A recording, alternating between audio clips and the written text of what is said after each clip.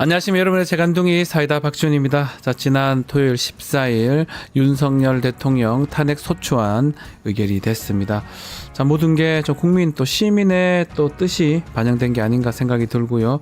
자, 이제 탄핵 소추안 국회를 넘어서 헌법재판소로 가게 되고요. 또 그 말고도 내란죄 수사도 진행이 될 것 같습니다. 앞으로 정치 상황이 더욱 걱정이 좀 되는데요. 참 잘 헤쳐나갈 거라고 믿어 의심치 않습니다. 자, 오늘도 시원하고 재밌는 소식들로 여러분 출근길 함께 하려고 합니다. 생방송 중 댓글 참여 많이 부탁드리고요. 박준의 뉴스 인사이다 지금 바로 시작하겠습니다.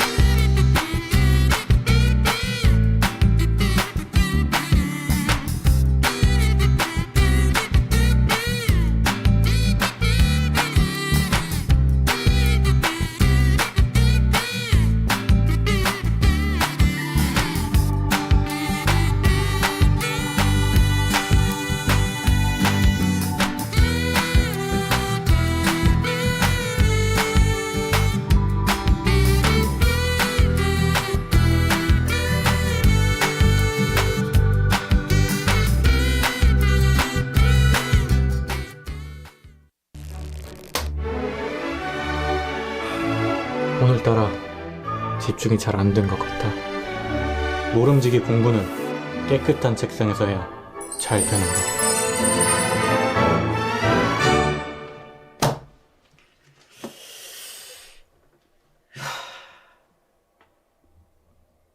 피곤한데 내일 할.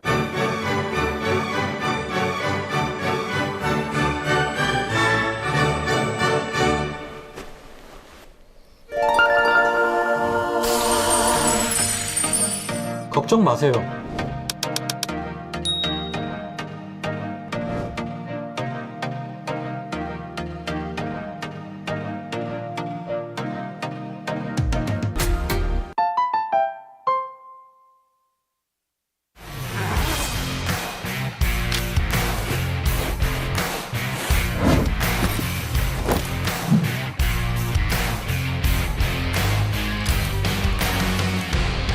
주식 평가 방법이 사용되고 있어요.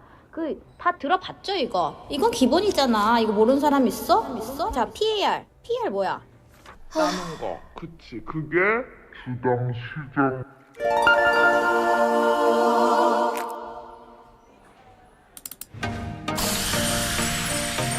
걱정 마세요.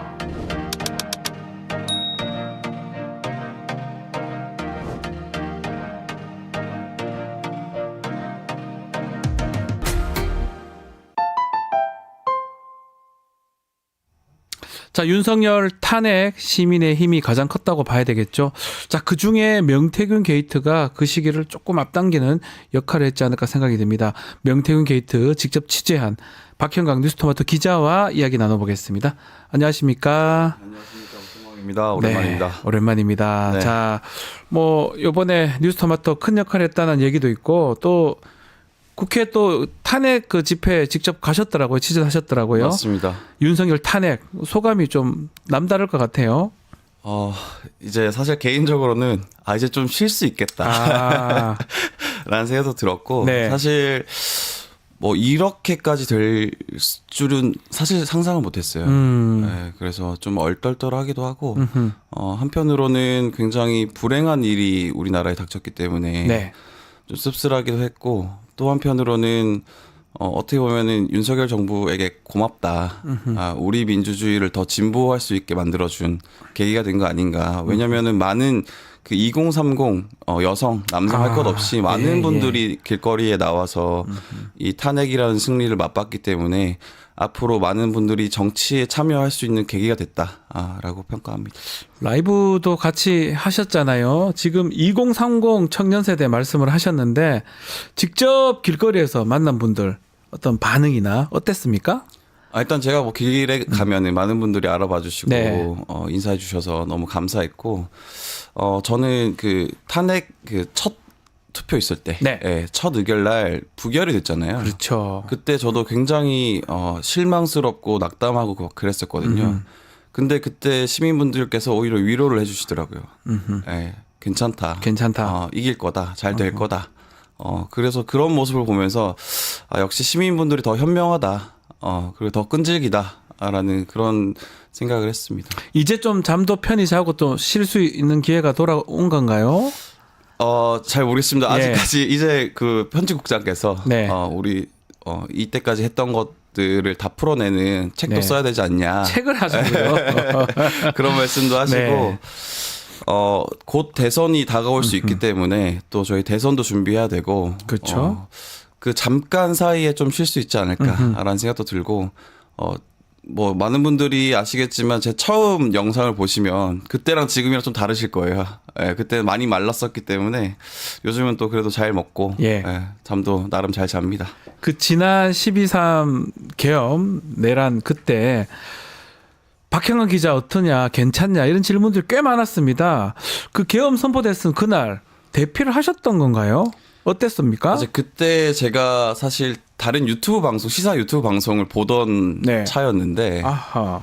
속보가 떠서 예. 저도 계엄이라는 말이 저는 역사책에서만 보던 말인데 이게 현실에서 이게 맞나 좀 얼떨떨했고 그때 당시에 이제 어떻게 기사를 써야 되느냐를 사실 먼저 찾아봤어요. 기사를요. 예. 앞으로 어떻게 기사를 써야 되느냐. 어허. 그러고 난 뒤에 사실 저도 국회로 처음 갔었습니다. 네, 왜냐하면 기자가 본능적으로 정치부 기자였기 때문에 국회로 가야겠다. 네. 하고 국회를 갔고 근데 이제 전화를 한 통 받았어요. 네. 포고령이 나온 뒤에. 예. 왜냐하면 그 포고령을 보면은 가짜 뉴스를 생산하면 처단한다. 그 기자들을 직격한 얘기거든요. 그렇죠. 거기서부터 이제 뭔가 이게 잘못됐다라는 생각을 했고 그리고 결정을 해야 됐어요. 현장에 있을 것이냐 아니면 잠깐이라도 피신을 해야 되는 것이냐.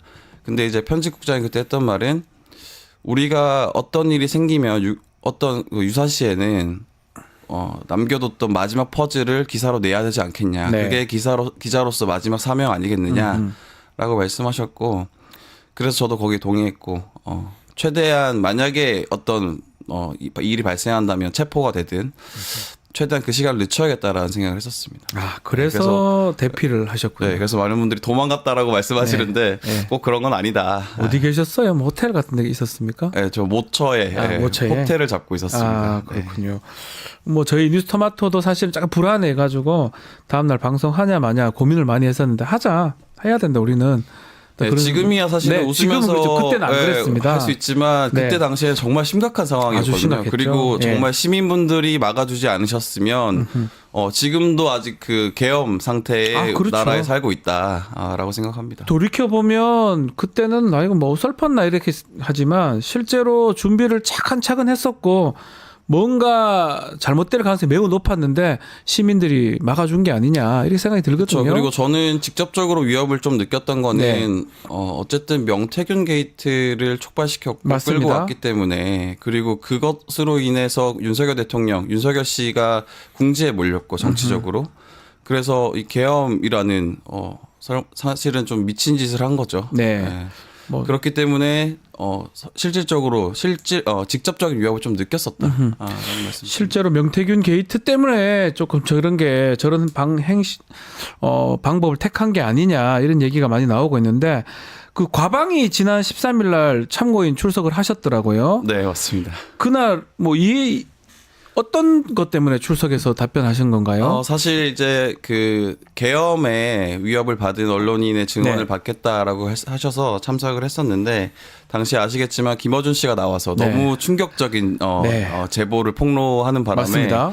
발언 기회가 좀 없었어요. 그래서 나중에 사실 과방위 위원장인 그 최민희 의원께서 미안하다라고 말씀하셨는데 그때 저는 좀 드리고 싶었던 말은 2차 표결 전이었으니까 탄핵 소추안 2차 표결 전이었으니까 국민의힘 의원들에게는 좀 정신 좀 차리시라 라는 말씀을 좀 드리고 싶었어요. 기본적으로. 그리고 지금 지금 여당 기자들은 의원들 앞에서 웃으면서 취재를 할 겁니다. 네. 다만 속으로는 부글부글 끓고 있어요. 왜냐면은 지금 시청자분들도 좀 알고 계시면 좋을 것 같은 게 당시에 국회의원들이 목숨 걸고 말 그대로 목숨 걸고 국회 담장을 넘어서 표결에 참석하지 않으셨습니까? 그렇죠. 근데 또 한 부류가 있었어요.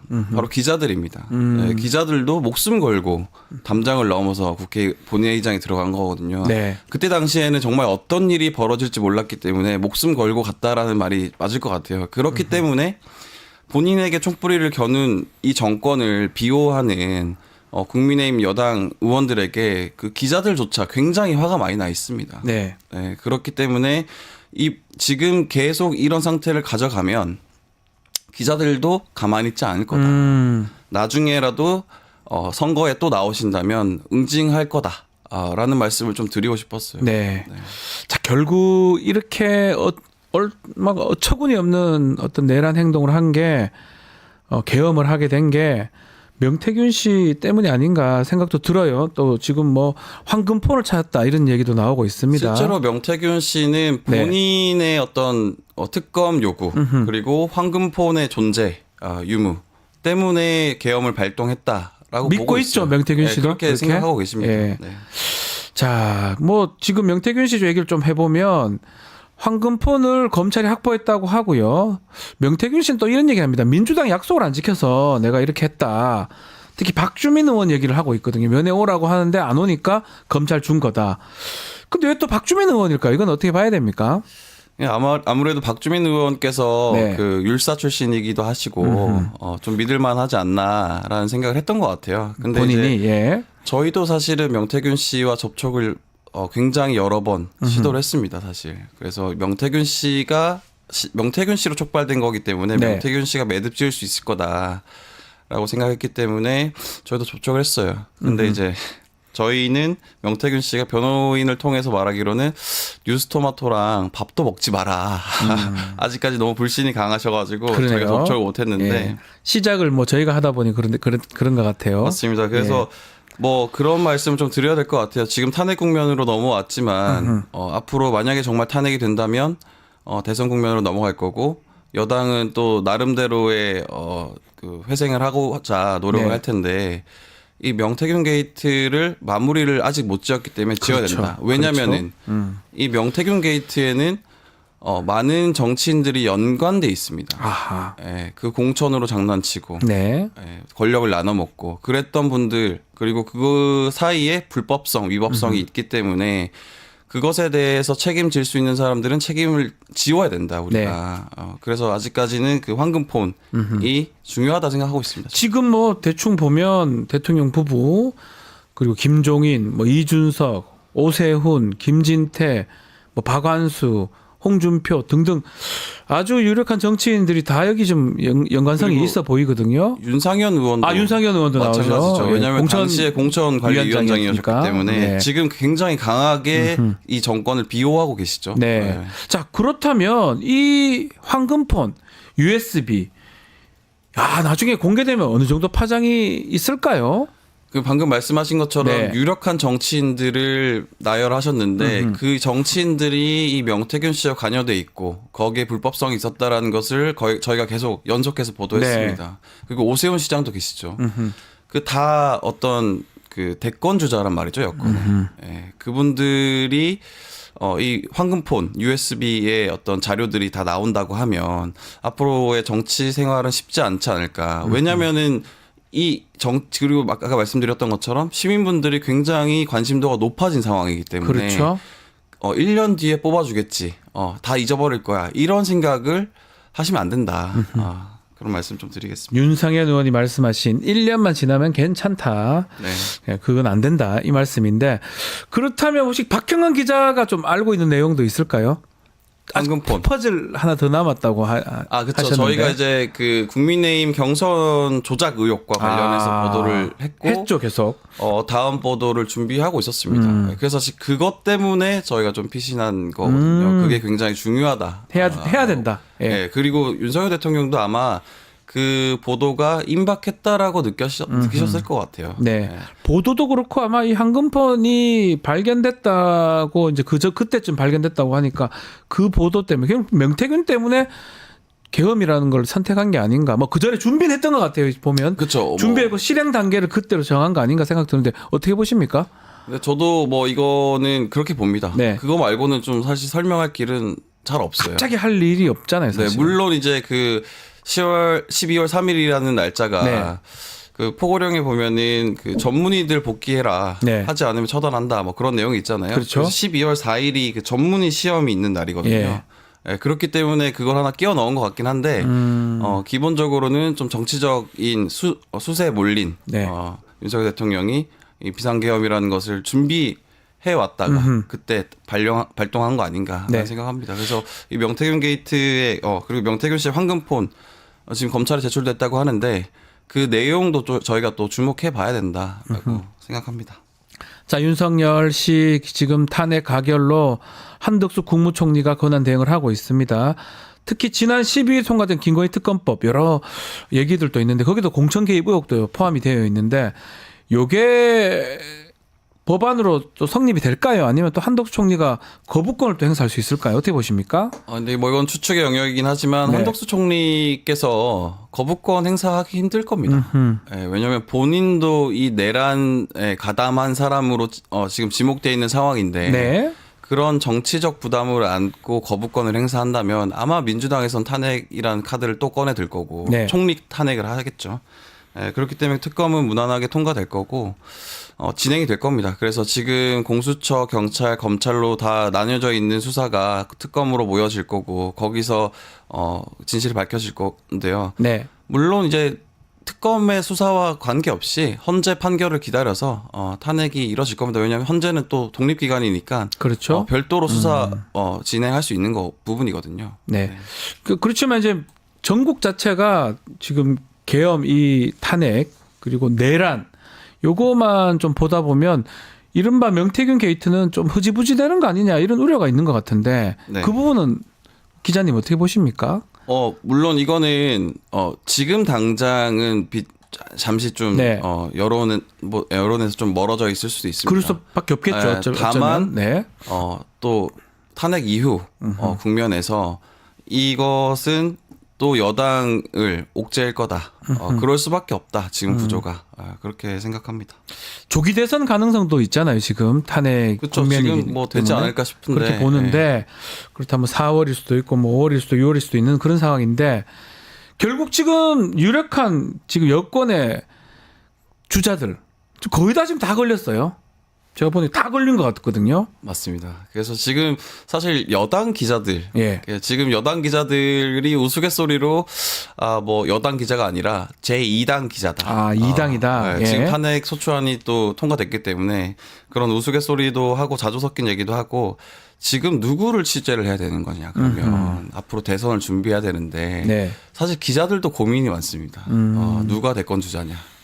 여당 입장에서는 뭐 누구를 좀 지목해서 해야 될지 모르겠다 이 말씀이네요.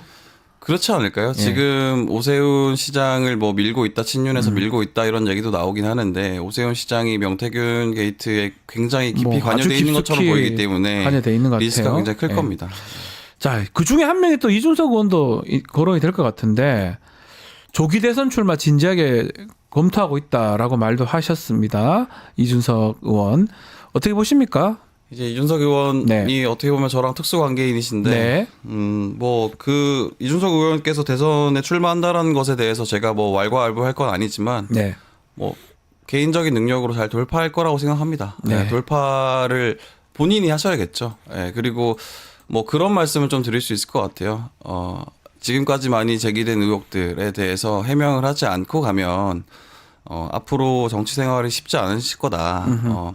물론 저는 이제 이준석 의원에 대해서 기대를 하고 있었던 기자고 네. 또 아직까지도 가장 여권에서는 본인이 가진 유산이 많은 정치인이다, 자산이 많은 정치인이다라고 생각하기 때문에 한번 저도 기대를 가지고 지켜보겠습니다. 알겠습니다.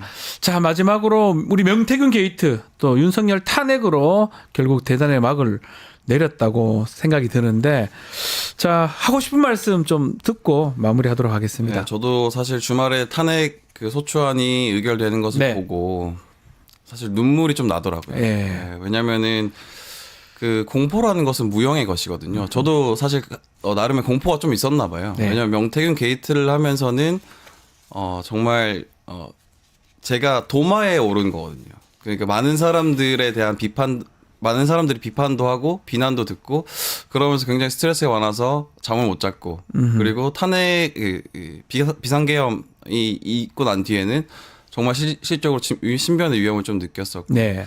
그리고 탄핵이 딱 되고 나니까 이제 조금 제 위에 저를 짓누르는 뭔가가 없었다라는 좀 생각이 들더라고요. 근데 그때 좀 눈물이 났던 이유는 뭐냐면 이 모든 게 시민분들이 해주신 거다. 너무 감사하다라는 감사하다. 좀 생각이 네. 좀 들었고 그리고 이 과정들 비상계엄 이후에 시민분들이 국회를 지키고 매일매일 집회를 이어가시면서 본인들의 어떤 힘을 보여주셨고 그러면서 어쩔 수 없이 여당도 그렇게 버티다가 이탈표가 나온 거 아닙니까? 예. 그래서 정말 시민분들 위대하다라는 말씀 드리고 너무 감사드리다. 네. 감사한다라는 말씀 드립니다. 알겠습니다. 자, 오늘 말씀은 여기까지 듣겠습니다. 지금까지 박형강 기자와 함께했습니다. 감사합니다. 고맙습니다.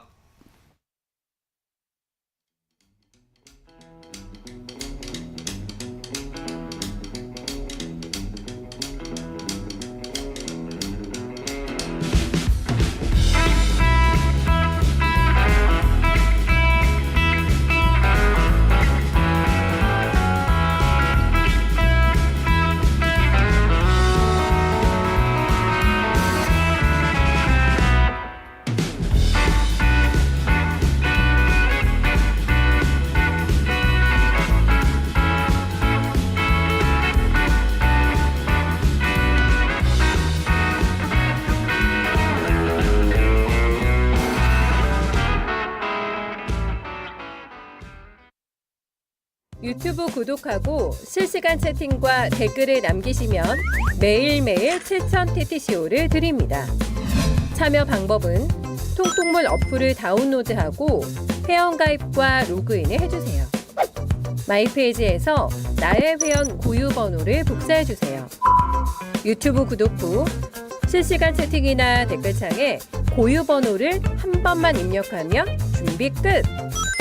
지금 유튜브 채팅과 댓글 쓰기 참여하고 7,000TTCO 받아가세요. 영식당의 문을 열겠습니다. 오늘도 박영식 정치사 에디터 또 특별 손님으로 신은규 변호사 나오셨습니다. 안녕하십니까? 안녕하세요. 네, 안녕하세요. 자, 탄핵 소추안 204표 찬성으로 국회 통과했습니다. 헌법재판소 판단 나올 때까지는 한덕수 총리가 권한을 대행을 하게 돼 있고요. 자, 지난 토요일 대한민국 정말 뜨거웠는데 두 분 또 탄핵안의 가결 의미 또 어떻게 보셨는지 한번 말씀 부탁드리겠습니다. 우리 신은기 변호사님. 네. 예, 저는 그 윤석열의 비상 계엄이 네. 진행되는 과정 속에서 지난 탄핵 결정, 탄핵 소추 의결을 통해 가지고 내란 상태를 저는 종결시켰다라는 의미가 가장 크다고 보고요. 그것도 열흘 만에 비상 계엄이 있은 지 열흘 만에 아주 신속하게 우리 국민들께서 나서셔 가지고 바로 잡았던 저는 그 시민 주권의 위대한 승리다라는 생각이 들고 지난 박근혜 촛불 때와는 좀 달랐던 점이 이번에는 이제 빛의 혁명, 그러니까 촛불 혁명에 이어서 빛의 혁명이라는 말을 네. 많이 쓰고 있는데요. 다양한 색깔의 그 응원봉을 가지고 나와서 저는 그 다원주의와 아하. 그 통합의 에너지에 저는 희망을 좀 볼 수 있었던 아주 좋은 정말 그런 소중한 기회였다는 생각이 듭니다. 네. 저는 뭐 다른 거보다 네. 좀 마음 편하게 이제 방송할 수 있어서 좋고요. 걱정을 많이 했군요. 아니, 왜냐하면 이게 생각보다. 어쨌든 내란 사태가 굉장히 네. 중한 범죄고 국가적으로 엄청난 일을 그 트라우마를 우리 국민들이 겪은 거 아니겠습니까? 네. 그러다 보니까 방송에 나와서 뭐 물론 이제 어떤 투쟁이라는 것도 집회라는 것도 좀 웃으면서 해야 되는 게 장기간 만약에 싸운다고 한다면 웃으면서 싸워야 오래 갈 수 있다. 이제 이런 말씀들이 있었기 때문에 네. 웃는 거에 대해서 크게 뭐 이렇게 민감하지 않았던 분들도 있지만 사실 굉장히 좀 아프게 받아들이신 분들은 왜 이렇게 방송에서 웃고 떠드냐. 이제 이런 지적들이 많았기 때문에 맞아요. 예. 그래서 이제는 좀 마음 편하게 방송할 수 있다. 이제 그 말씀을 좀 첫 번째로 드리고 싶고 네. 이게 사실 여러 그 대통령들의 이 어떤 탄핵 소추 사유와 비교해 봤을 때 노무현 전 대통령이나 박근혜 전 대통령에 비교하자면 이게 어마어마하게 중한 범죄입니다. 비교할 수가 없는 그런 비교하기 사안이라는 어렵죠. 점. 그러니까 당연히 가결됐다는 것이 상식에 가까운 일이고요. 그러니까 두 번째로는 이 위헌 위법적인 이 내란 범죄라는 것이 정치적으로 사법적으로 무리수였잖아요. 계엄이라고 얘기를 했지만. 네. 그래서 이거는 셀프 탄핵이었다. 스스로 탄핵당한 것이다. 윤석열 씨 스스로 그런 것이고 마지막으로 또 이제 뉴스토마토에 나왔기 때문에 아까 박형광 기자도 얘기했지만 이 탄핵이 이루어지기까지 어찌 보면 9월 5일자 뉴스토마토의 명태균 게이트 첫 보도로 인해서 어찌 보면 비상계엄의 그 어떤 대통령의 조급함이 좀 비춰진 거잖아요. 이제 그런 것들로 본다면 시작과 끝에는 또 토마토가 있었다 이렇게 또 말씀드리고 싶습니다. 알겠습니다. 네. 자, 이제 헌법재판소 탄핵 심리가 본격화됩니다. 결국 언제 결론이 나느냐 이게 관건일 것 같은데 글쎄요. 뭐 노무현 대통령 전 대통령 2달, 박근혜 전 대통령 석 달 뭐 이런 얘기가 나오는데 언제쯤 결론이 날까요? 우선 저는 이 탄핵 심판이라는 것은 이제 네. 헌법재판소에서 단심제 딱 한 번으로 이루어지는 이제 특수한 재판의 형태고요. 이 탄핵 심판은 우리 헌법재판소법에 의하면 형사소송의 절차를 준용한다고는 되어 있습니다만은 형사 재판은 아니거든요. 아니죠. 그래서 이건 누굴 벌 주는 것이 아니라 징계. 그러니까 윤석열 씨가 더 이상 대통령직을 수행하는 것이 마땅하지 않다라고 하면은 파면을 시키는 제도입니다. 그렇죠. 그렇기 때문에 저는 지금 또 민주당에서 탄핵소추 의결안도 내란죄 하나만 가지고 넣었거든요. 그렇다면 저는 재판관들이 합리적으로 그리고 국민들의 눈높이에서 판단을 내린다면은 저는 그렇게 오래 걸릴 일은 아니다. 빨리 갈 것이다. 그래서 저는 2달 안에 끝나지 않을까. 그리고 저는 전원일치로 저는 파면을 인용하는 결정을 내릴 걸로 저는 보고 있습니다. 두 가지 좀 문제점이 있어요. 아직까지 재판관 3명 공석이 있고요. 또 지금 말씀하신 것처럼 이 형사재판하고 탄핵심판 같이 갈 때 헌법재판소법에 따르면 이게 탄핵심판 정지될 수 있다. 이런 가능성이 있는데 이런 부분도 좀 문제될 것 같습니다. 네. 그러니까요. 이제 네. 그 대목은 뭐 국회가 일단 3명을 추천해 놨기 때문에 일단 인사청문회도 거쳐야 되고 대통령 권한대행이 지금 한덕수 총리 아니겠습니까? 맞습니다. 그래서 이따 저희가 뒤에도 얘기를 하겠습니다만 얼마나 또 이 국회에 또 우리 국민들에게 협조적으로 중립적인 자세를 갖추고 권한대행이 국정을 운영하느냐도 중요하겠습니다. 그래서 오늘 여러 보도들을 보니까 한덕수 권한대행이 국회가 통과시킨 법안에 대한 거부권을 쓸 것이다 이런 보도들이 나오고 있고요. 또 더불어서 이 헌재 재판관 임명과도 더불어서 마찬가지로 국회에 좀 비협조적으로 나올 것이다 이런 보도까지 나오고 있는 것 같은데 그렇게 나오긴 좀 어려울 것 같고요. 저는 뭐 네, 그래서 이제 6명의 헌법재판 캐릭터가 아니에요. 저 그렇죠. 사람. 6명의 헌법재판관 그 인원에 대한 부분은 아마 9명으로 네. 일단 헌재 심판이 이루어져야 되지 않을까라는 생각이 들고 그게 너무 당연하다는 말씀을 좀 더불어 드리고 싶고요. 지금 상황에서 한덕수 총리가 그렇게 뭐 비협조적으로 하지는 않을 것 같은데요. 그러니까요. 저도 그렇게 생각하고 있고 그래서 일단은 더불어민주당에서도 한덕수 총리에 대한 탄핵 소추를 고려하지 않고 있다라고 일단 보도가 어제 나왔고 네. 그리고 이 탄핵 소추안 내용을 보면 사실 윤석열 탄핵 소추안은 다른 대통령들의 탄핵 소추안보다 훨씬 더 명징하고 간단합니다. 네, 뭐 그래서 이게 뭐 다 아까 봤어요, 우리가. 63일 91일 노무현 전 대통령과 박근혜 전 대통령의 이 탄핵 심판의 결론이 나오는 기간까지 앞서서 박지훈 변호사께서 설명해 주셨는데 이렇게까지 오래 걸릴 일은 아니라고 봐요. 그렇죠. 이미 시각화 자료로 전 세계가 어떤 범죄 행위를 일으켰는지 중대한 헌법 법률 위반 행위를 윤석열이 일으켰는지를 봤기 때문에 이게 뭐 얼마나 대단히 오랜 기간 심리를 해야 될지 그 필요성에 대해서 저는 좀 의문이고요. 그래서 좀 빠른 결론으로 이 국민들의 마음을 좀 더 편안하게 해주셨으면 좋겠다는 생각이 좀 드립니다. 저도 헌법재판소법 51조 같은 경우는 형사 절차가 진행이 될 때는 재판을 정지할 수 있다라는 심판을 정지할 수 있다. 예, 심판 예. 정지에 대한 재량 규정입니다. 그렇죠. 임의 규정이기 때문에 저는 거기에 대해서 헌법재판소가 이제 한번 판단은 하겠죠. 근데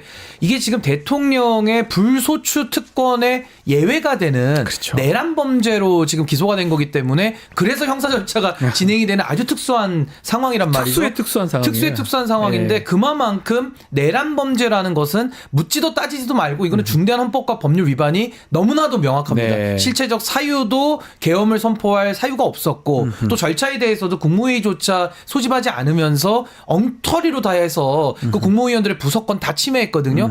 이거를 파면 안 시킨다라고 하면요. 아마 헌법재판소가 국민적 저항의 대상이 될 거기 때문에 저는 빠르게 저는 정지 할 없이 것이다. 저는 할 걸로 봅니다. 제가 오늘 조금 그 조관들을 살펴보고 나서 마음이 좀 불편한데요. 언론들이 탄핵 소추안이 가결되고 부결되고 그 결론이 내리기 전까지는 마치 윤석열이라는 자가 내란 범죄의 중대 혐의자, 맞죠? 중대한 내란 혐의자니까요. 이제 그렇게 규정을 해놓고 나서 사설로도 몰아가고 보도로도 몰아갔었거든요. 네. 근데 막상 가결이 되고 나니까 이렇게 되면 법리적으로 따져봐야 된다. 이렇게 되면 안 될 수도 있다. 이렇게 되면 윤석열 대통령이 다시 부활할 수 있다. 이런 식으로의 논조가 더 맞아요. 많이 보여요. 저도 참 그게 좀 별로. 마치 기다렸다라는 네. 식으로 보이거든요. 근데 앞서 말씀드렸듯이 전 세계가 보지 않았습니까? 네.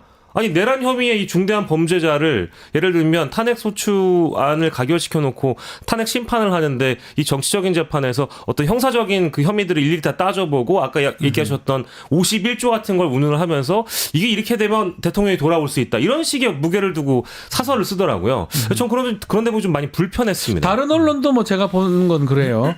뭔가 스포츠 중계하듯이 정치적 무슨 딱딱딱 이렇게 하는 모습들이 글쎄요. 이런 상황에서 그 정도 얘기가 다를 수 있을지 좀 의문인데. 뭐 만에 하나의 가능성을 따져가지고 그런 식으로 이제 문제점을 짚는다고 한다면 거기까지는 양보를 할 수 있는데 너무 뭐랄까 노골적으로 이 대통령 탄핵이 불가할 수 있다라는 논리를 펴는 언론들이 다수가 있더라고요. 그래서 제가 보면서 야 어제까지는 탄핵을 바라는 목소리가 중하게 실리더니 이제는 네. 국민 눈치 보지 않고 탄핵이 불가할 수 있다. 그러니까 예를 들면 파면이 불가할 수 네. 있다. 이런 식의 논리가 좀 굉장히 불편했습니다. 네.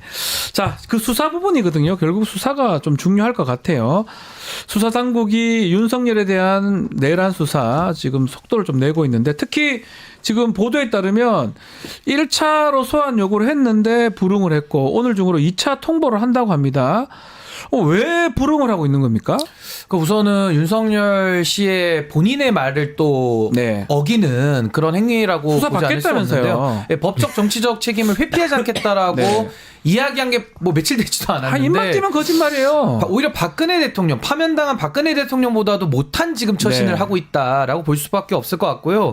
뭐 법률적 투쟁하겠다고 합니다만은 사실 이렇게 너무나도 명확한 내란의 수괴 혐의를 받고 있는 자가 무슨 염치로 지금 국민들 앞에서 저렇게 뻔뻔하게 행동을 하는지 참 의아하고요. 네. 그리고 이제 결과적으로 이제 검찰에서 검찰 특수본이 이제 두 번째 소환을 요구하고 네. 통상 한 3번 정도 의뢰하지 않으면 이제 체포영장을 청구를 하거든요. 그래서 저는 검찰의 신속한 수사 못지않게 저는 경찰을 중심으로 한 공조본에서도 저는 뭐 긴급체포 또는 뭐 체포영장 저는 같이 고려해야 된다고 봅니다. 그래서 체포를 해야 된다. 예, 체포 당연히 해야 되고요. 그래서 저는 지금 직무가 정지되어 있기 때문에 아니 본인이 지금 뭐 소환에 응하지 않을 이유가 있습니까? 그래서 저는 윤석열 씨가 최소한의 남은 인간으로서 양심이 있다라면은 네. 이 형사사법 절차에는 자발적으로 응해야 할 것이고 저는 무관용의 원칙으로 저 응하지 않을 때에는 법의 엄정함을 전 수사기관이 세워주기를 저는 바라고 있습니다. 이 뭐 변호사 선임이 아직이라는 네. 이유라고 하는 변호사 거. 선임이요? 예, 아직이라고 합니다. 그래서 김홍일 뭐 변호 얘기하던데. 그래서 소환에 불응했다라고 없어요 변호사 도와줄 사람? 예, 표면적으로는 그렇게 윤석열 씨 측에선 밝히고 있는 것이고 네. 저는 이 수사기관인 검찰의 태도가 참 의문스럽습니다. 왜냐하면 이렇게 수사를 적극적으로 할 줄 아는 수사기관이었던가? 2년 반 동안 그 살아있는 권력에 대해서는 정말 바짝 엎드려서 김건희 수사를 보면 딱 답이 나오지 않습니까? 네. 근데 지금 공수처, 뭐 공조본, 뭐 국수본, 이 검찰 특수본 비교해 보면 죄송한 얘기지만 검찰이 움직임이 제일 빨라요. 특히 신병 확보와 관련돼서는 최고로 빠릅니다. 빛의 속도로 움직이고 있습니다. 맞습니다. 특히 예. 이제 대통령과 대통령이 지금 직무가 정지된 상황이라서 그런지 몰라도 혹은 뭐 꼭 그렇지 않는다고 하더라도 관련자들의 이 신병 확보 움직임 보면 정말 빠르거든요. 제일 빨라요. 네. 야, 그래서 정말 이렇게 달라지는 모습을 보면서 그동안의 검찰은 뭐였냐? 이제 이런 꼭 질문을 드리고 싶네요. 네. 기회주의라고 하는 거죠. 예. 너무 빨라요. 너무 빠르고 그렇게 못하던 검찰이 이렇게 잘하려고 하느냐 싶기도 하고. 저도 검찰이 영장 청구하는 법을 잊어버린 줄 알았거든요. 근데 이제 영장도 곧 청구할 것 같습니다. 이제는 또 청구하는 예. 법이 생각이 난 것 같아요. 저 김건희 뭐 특검법도 지금 통과가 될 수가 있는데 이제껏 못했던 사건들 다시 검찰이 그래 하지는 않겠죠. 그렇게 그건 안 되면은 하겠죠. 예. 좀 앞으로 할 수 있는. 민망스럽습니다. 네, 정말 민망합니다. 자, 한덕수 총리가 권한대행을 해서 지금 직무를 수행할 것 같은데 탄핵 너무 많이 하면 국정 혼란이 일어날 수 있다라고 하는데 그 민주당이 그래서 이제 시킨 것 같은데 만약에 또 다른 행동을 하거나 예컨대 거부권을 행사하고 아니면 헌법재판관 임명을 하지 않는다든지 등등의 어떤 행동을 한다면 권한대행도 다시 또 탄핵할 가능성도 있는 거 아닌가요? 그러니까 이제 권한대행이라는 것은 네. 우리 헌법이 부여한 대통령의 권리 또는 사고 시에 그 후순위 지금 이제 국무총리가 바로 순번을 이어받아서 그렇죠. 권한을 대행하는 거거든요. 이게 대통령의 권한을 행사하는 자리가 아닙니다. 우리가 통상에 유지관리 행위만을 한다 그러거든요. 그렇다면 현상만을 유지해야 됩니다. 그렇죠. 어떤 처분을 가져오거나 어떤 상황을 변경시키는 행동은 할 수가 없게 되어 있습니다. 그래서 저는 한덕수 권한대행께서 저는 그런 무리한 거부권 행사라는 행동을 안 할 걸로 보고 만약에 한다 그러면 그 자체가 저는 또 탄핵 사유가 된다고 봐요. 아하. 그렇기 때문에 저는 한덕수 총리가 지금 권한 대행으로서 헌법이 부여한 그 권한을 유지 관리하는 행위에만 전 집중해야 된다는 생각이 들고 또 하나는 지금 한덕수 권한 대행이 지금 내란죄 공범으로 고발이 돼 있거든요. 본인도 문제가 있어요. 그렇습니다. 지금 경찰에서 네. 국무위원들 다 조사를 하고 있는데 그 윗선으로 올라가면서 한덕수 총리의 내란 가담 혐의가 짙어진다면은 이분도 저는 체포의 대상이 될 수밖에 없다고 봅니다. 그렇다라면 불가피하게 그때는 저는 권한대행을 그 다음 순위 이제 기획재정부 장관이나 이게 순위가 넘어가기 때문에 저는 뭐 그때는 국회가 뭐 탄핵이라는 것을 또 한번 고민해야 될 때가 올 수도 있다라는 네. 생각이 듭니다. 어제 그 일부 보도로는 법안 특히 이제 양국관리법을 포함한 농업사법에 네. 대해서 저는 이제 희망사항인 것 같은데 한덕수 권한대행이 이 농업사법에 대해서 거부권 쓸 듯 제목을 이렇게 박아놨어요. 그러니까 써달란 얘기인 건지 아직 네. 결정도 안 한 이 거부권에 대해서 쓸 듯이라는 제목을 달아놨더라고요. 그러면서 단설 단계 뭐냐면 노무현 전 대통령 탄핵 당시에 이제 고건 전 총리가 거부권 두번 법안 두 행사했습니다. 개를 예. 거부권을 행사했다라고 얘기를 하는데 죄송한 얘기인데 그때와 지금이 같습니까? 그렇죠. 상황이 다르잖아요. 그러니까 이제 그런 대목에 대해서 언론에 좀 희망이 뭐 어떤 기대감과 희망이 서려 보이는 그런 제목이 있었고요. 아까 이제 신인기 변호사가 잘 말씀 주신 대로 지금 이게 권한 대행이잖아요. 네. 그러니까 현상 유지 및 관리만 가능하다고 저는 보고 헌법에 그래 돼 있습니다. 그러니까 이제 새로운 해석상. 질서를 예. 이 한덕수 권한대행이 만들어가거나 새로운 질서를 형성하는 그런 자리가 아닙니다. 그러니까 그리고 지금 국민들의 요구로 인해서 대통령이 탄핵이 되는 상황인데 그 파면을 앞두고 권한대행이 여러 대통령의 권력을 향유하고 누리고 행사한다라는 것은 국민들의 바람과도 굉장히 동떨어져 있는 거라는 말씀을 꼭 드리고 그러니까 제가 싶습니다. 쉽게 설명해 드리면요. 네. 누군가의 돈을 맡아서 관리를 한다라고 봤을 때 어떤 새로운 투자처를 찾아가지고 투자하거나 이런 건 안 되는 안 거고요. 된다. 그동안에 은행에 맡겨놓은 돈에 대해서 이자가 나오거나 어떤 그 통상의 유지관리 행위에 필요한 행위만을 하는 게 권한대행입니다. 그래서 네. 지금도요. 임명권 같은 경우도 헌법재판관들을 임명할 때 333 원칙 있지 않습니까? 네. 국회가 추천한 거 형식적 임명권을 행사를 하셔야 되는 거예요. 이건 당연히 권한대행의 범위 안에도 들어가고 오히려 이걸 임명 거부를 하면 권한대행의 업무를 저는 벗어난다라고 보는 것이고 거부권 같은 경우는 한덕수 권한대행이 거부를 하게 되면 거부권의 바깥에 있는 행위를 하는 거거든요. 그렇죠. 그러면 국회로 넘어가서 의결 정족수가 이제는 3분의 1로 또 올라갑니다. 이런 행위를 할 수가 하지 없어요. 말라라는 그래서 거죠. 거부권 행사할 수 없고 국회가 추천한 인사에 대한 형식적 임명권 내지는 또 누군가가 사표 쓰고 나간다고 할 수 있거든요. 네. 사표 수리하는 이 정도까지는 현상의 유지관리 보존 행위가 된다. 그 정도까지만 저는 한덕수 권한대행 행사하실 수 있다. 네. 제가 한덕수 권한대행이라면 더 열심히 국회와 어떤 보조를 맞춰서 국정 운영의 안정성을 기할 것 같습니다. 왜냐하면 아까 저희가 말씀드린 대로 이 비상계엄 회의 같지도 않은 회의에 참석을 한 인물로 거론이 되고 있고 실제로 이제 그런 혐의를 받고 있고 고발이 된 상황이잖아요. 근데 만약에 이 권한대행 이 직함 자체가 떨어져 나가는 순간 바로 그냥 수사의 1순위로 소환이 될 수 있기 때문에 수사의 속도를 지연시키는 전략이라고 한다면 권한대행 자리를 유지하는 것이 맞죠. 맞습니다. 자, 탄핵 가결 후 정치권 움직임 빨라지고 있는데요. 자, 이재명 민주당 대표는 국정안정협의체 구성을 제안했고, 정부는 협력하겠다고 하는데 또 국민의힘은 또 거부를 했습니다. 지금 권선우 원내대표 같은 경우는 우리가 아직까지 여당이다 뭐 이렇게 얘기하면서 어떻게 민주당이 지금 국정 운영하고 있느냐라고 좀 비판을 하고 있습니다. 어떻게 봐야 됩니까? 아니 뭐 다 망해가지고 무너진 집 가가지고 잔재를 수거하고 있는 좀 안타까운 모습으로 보여지고요. 아니 뭐 형식 여당은 인정해드릴 수 있습니다. 그러나 네. 실질적으로 대통령의 권한 행사가 정지되어 있는 기간 동안에는 여당 역할을 할 수가 없어요. 사실상 식물 여당이거든요. 근데도 지금 뭐 소위 말해가지고 단지 우기기식으로 우기기다. 참여할 수 없다 이렇게 말하는 것은 국민적 저항을 더 불러올 수밖에 없다. 이 권성동 원내대표의 무책임한 행태에 대한 책임을 추가로도 물을 수밖에 없고요. 전 이재명 대표가 국정안정협의체를 제안하셨는데 네. 아니 그럼 지금 같은 상황에 국정을 안정시키고 이런 대통령의 권한대행이라는 정말 전대미문의 아주 국가적인 비상 상황에서 그럼 국회가 나서서 일 안 해야 됩니까? 그러니까 이 부분에 대해 가지고는 저는 권성동 원내대표가 좀 전향적으로 태도를 변화해야 된다는 생각이 들고 전 이재명 대표께서 오히려 이 부분은 오히려 물밑에서 네. 국회의장에게 오히려 제안을 하고 국회의장이 의전서열 2위로서 국회가 중심이 돼서 하겠다라고 했었으면은 오히려 좀 권성동 원내대표의 저항 내지는 저런 뭐 꼬장 부린다 그럴까요? 저런 우기기를 좀 봉쇄할 수 있지 않았을까라는 조금의 아쉬움은 남습니다. 그러니까 이게 지금 네. 창피한 줄 좀 알아야 되고 부끄러운 줄 알아야 되는데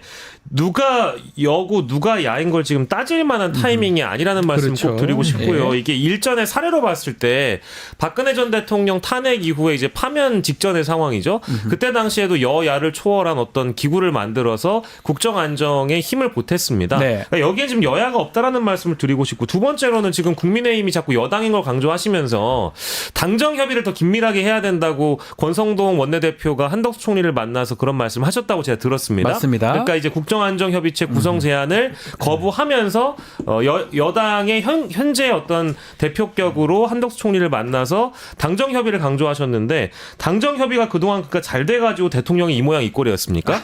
예. 책임을 질 줄 아는 자세를 가진다면 이렇게 나올 수가 없다고 저는 봐요. 자, 그리고 한동훈 대표 책임론도 지금 거론이 되고 있습니다. 국민의힘에서는 나경원 의원이 한동훈 비대위원장 등장이 불행의 시작이다 이렇게 강하게 얘기를 하고 있는데 자, 국민의힘 상황 어떻게 봐야 됩니까? 아니, 그러니까 저는 뭐 윤석열 대통령 탄핵이 이렇게 네. 빨리 올 줄은 제가 예상을 못했지만요. 계엄은 상상할 수가 없는 네. 일이니까요. 그렇지만 한동훈 대표가 올해 안에 저는 집에 갈 그 거다라는 얘기를 거는 계속 하셨어요. 지속적으로 해왔습니다. 네. 왜냐하면 이거는 한동훈 대표는요 비상계엄을 통해 가지고 본인의 리더십의 공허함 내지는 내용 없음이 그대로 드러났을 뿐이지 네. 그 전부터도 계속 감지가 되어 왔던 리더십의 부재 현상이거든요. 그래서 이번에도 비상계엄이 위헌이다라고 규정을 했을 때 탄핵을 반드시 해야 된다라고 한 주 앞당겨서 탄핵을 관철시켰더라면요 네. 한동훈 대표 이렇게 안 물러나올 수 있습니다. 근데 여전히 오락가락 갈짓자행보하면서 어떻게 하면 이 권력의 공백 상태에서 자신이 권력을 탈취할 수 있을까 여기에만 골몰하다 보니까 이제는 당내 리더십까지도 다 무너진 겁니다. 그래서 네. 저는 이제 오늘 아마 한동훈 대표가 입장을 표명한다고 하는데 10시쯤에 기자회견을 한다고 합니다. 근데 이미 이제 최고위원들 선출직 5명이 다 지금 사퇴 의사를 표명했기 네. 때문에 당원에 따르면 이제 한동훈 대표는 마지막으로 비대위원장을 지명하는 것 외에는 이제 할 수 있는 건 없는 겁니다. 네. 그래서 오늘 이후로 전 한동훈 대표가 차기 대선이라든지 앞으로의 어떤 정치 행보에 있어서 저는 이제 더 이상은 공간이 없다. 저는 이제 정계 은퇴 수순으로 간다 저렇게 봅니다. 결국 리더십 실패했고 한동훈 대표 비대위원장으로 등장해서 이때까지 쭉 했는데 결국 그냥 끝난 겁니까? 그러니까 스스로 자초했다고 볼 수밖에 없죠. 앞서 신규 변호사가 말씀 주신 대로 적절한 시기에 네. 최고의 선택을 해야 되는데 늘 최악의 선택을 했었던 것 같습니다. 항상 뭔가 한 박자 늦고 못하고 저거만 안 하면 되는데 꼭 그걸 하더라고요. 그러니까요. 예. 꼭 이렇게 가면 안 되는데 싶은 결정을 다 얘기해줬잖아요. 다 마지막에 얘기해주고 해버리고 있는데. 저희도 늘 이것보다는 더 잘할 수 있는 네. 선택이 있고 이것보다는 더 나은 선택이 있는데 왜 본인 스스로 밥상을 차려놓고 밥상을 다 뒤엎어버리느냐. 이번에만 보더라도 비상계엄 해제에 동의한다고 하고 국민을 위해 맞겠다고 해놓고 나서 그때까지는 최고 잘했어요. 그 다음날에 바로 선택을 뒤집어버리고 대통령 한번 만나고 나가지고 마치 한 체제, 더블 한 체제가 유지될 것 같은 같은 그런 착각 속에 자신만 빠져 있는 채 국정 운영의 기틀을 한동훈이 잡겠다. 네. 이제 이 착각에 휩싸여 있었던 거잖아요. 이제 이런 대목들이 결국 자초한 것이라고 보고 이 리더십에 대한 문제는 이번만의 문제가 아닙니다. 사실은 이 비대위원장 때부터 총선을 치르는 시기에 한동훈 리더십에 대한 물음표가 달려 있었고요. 당대표 선거를 통해서 60%가 넘는 득표율로 당대표가 됐다고 하더라도 그 이후에 보여진 행보를 보면 약간 갸우뚱하는 것들이 사실 적지 않았거든요. 그러니까요. 그래서 그걸 저희가 다 얘기할 수는 없겠습니다만 그런 뭐랄까 좀 안타까운 대목들이 누구를 통해 나온 거냐. 그게 다른 외부 변수가 아니고요. 스스로 만들어낸 겁니다. 스스로 그렇게 선택을 했고요. 그래서 뭐 안타깝다는 게 상황이 안타까운 것이 한동훈 비대위원장의 어떤 지금 대표직을 최고위원들의 줄사퇴로 인해서 내려놓는 것이 뭐 그리 안타깝진 않은 것 같아요. 그러니까 저는 한동훈 네. 대표가 그래도 탄핵을 공개적으로 최종적으로 찬성한 거는 잘했어요. 전 잘한 건 잘했다고 그건 생각하고요. 맞죠. 정치를 좀 더 할 수 있었는데 그러려면 우리 명품 시사 프로그램 우리 박지훈의 뉴스인사이다 영식당을 매주 일주일에 한 번씩은 들으셨어야 되거든요. 근데 이걸 안 들으셨던 것 같아요. 제가 볼 때는 여기서 많이 얘기를 했는데 계속 얘기했어요. 그러니까요. 이걸 매주 안 들으셔가지고 매주. 예, 뭐 이제 정계 은퇴 수순 아닌가? 아니 근데 뭐 물리적으로 방법이 없잖아요. 네. 다 그렇죠. 다 나가버리면 이제 못해요. 비대위로 가는 건데. 근데 이제 뭐 대선을 나가겠다 선언은 할 수 있겠지만은 누가 그 한동훈 대표를 돕겠습니까? 리더십을 봤잖아요. 그래서 저는 이제 한동훈 대표의 선배가 있죠. 그 황교안 전 네. 대표라고 황교안의 길을 가는 거 아니냐. 근데 부정선거론에는 안 빠지셨으면 좋겠어요. 네. 그러니까 이제 올려놓은 어떤 자신의 자산이 그동안 어느 정도가 되느냐가 문제거든요. 일종의 이제 우리가 대선 마일리지라고 한다면 대권 주자 마일리지라는 것도 있을 것 같고요. 이제 그런 식으로 당권을 잡은 당권 주자가 대권 마일리지를 쌓아가는 이어야 한다고 봅니다. 근데 그동안 보면 대선 주자로서의 어떤 리더십 그리고 대선 주자다운 면모 그리고 지도자성 이런 것들을 다 잃어버렸어요. 안타깝지만 차곡차곡 밟아가면서 내가 대통령직에 걸맞는 사람인 걸 좀 보여줘야 되는데 뭐 하는 선택마다 다 최악이었고 보여준 것마다 리더십이 없었으니 대권 주자로 나온다 한들 네. 잠깐 반짝이나마 주목받을 수 있을진 몰라도 지금 이미 뭐 대선 주자 적합도에서 여론조사를 보면 너무 안타깝게도 거의 추락 단계로 가고 많이 있지 쳐져 않습니까? 있죠. 예. 이제 그런 상황을 어떻게 제기할 수 있을지는 좀 의문입니다. 자, 그렇다면 오늘 기자회견은 어떤 얘기를 할까요? 뭐 이런 건 가능하거든요. 누구를 비대위원장 해달라 뭐 이런 얘기는 가능할 것 같은데 혹시나 또 어떤 얘기를 하면서 마무리할까요? 저는 이제 한동훈 대표가 지금의 상황의 심각성을 좀 인지는 했을 것 같습니다. 그렇기 때문에 지난 주말에 본인이 의원총회에 가서 당했던 뭐 수모 네. 이런 것들에 대해서 뭐 하소연 비슷하게 내지는 내부 폭로 비슷한 이야기를 좀 할 수는 있지 않을까 싶고요.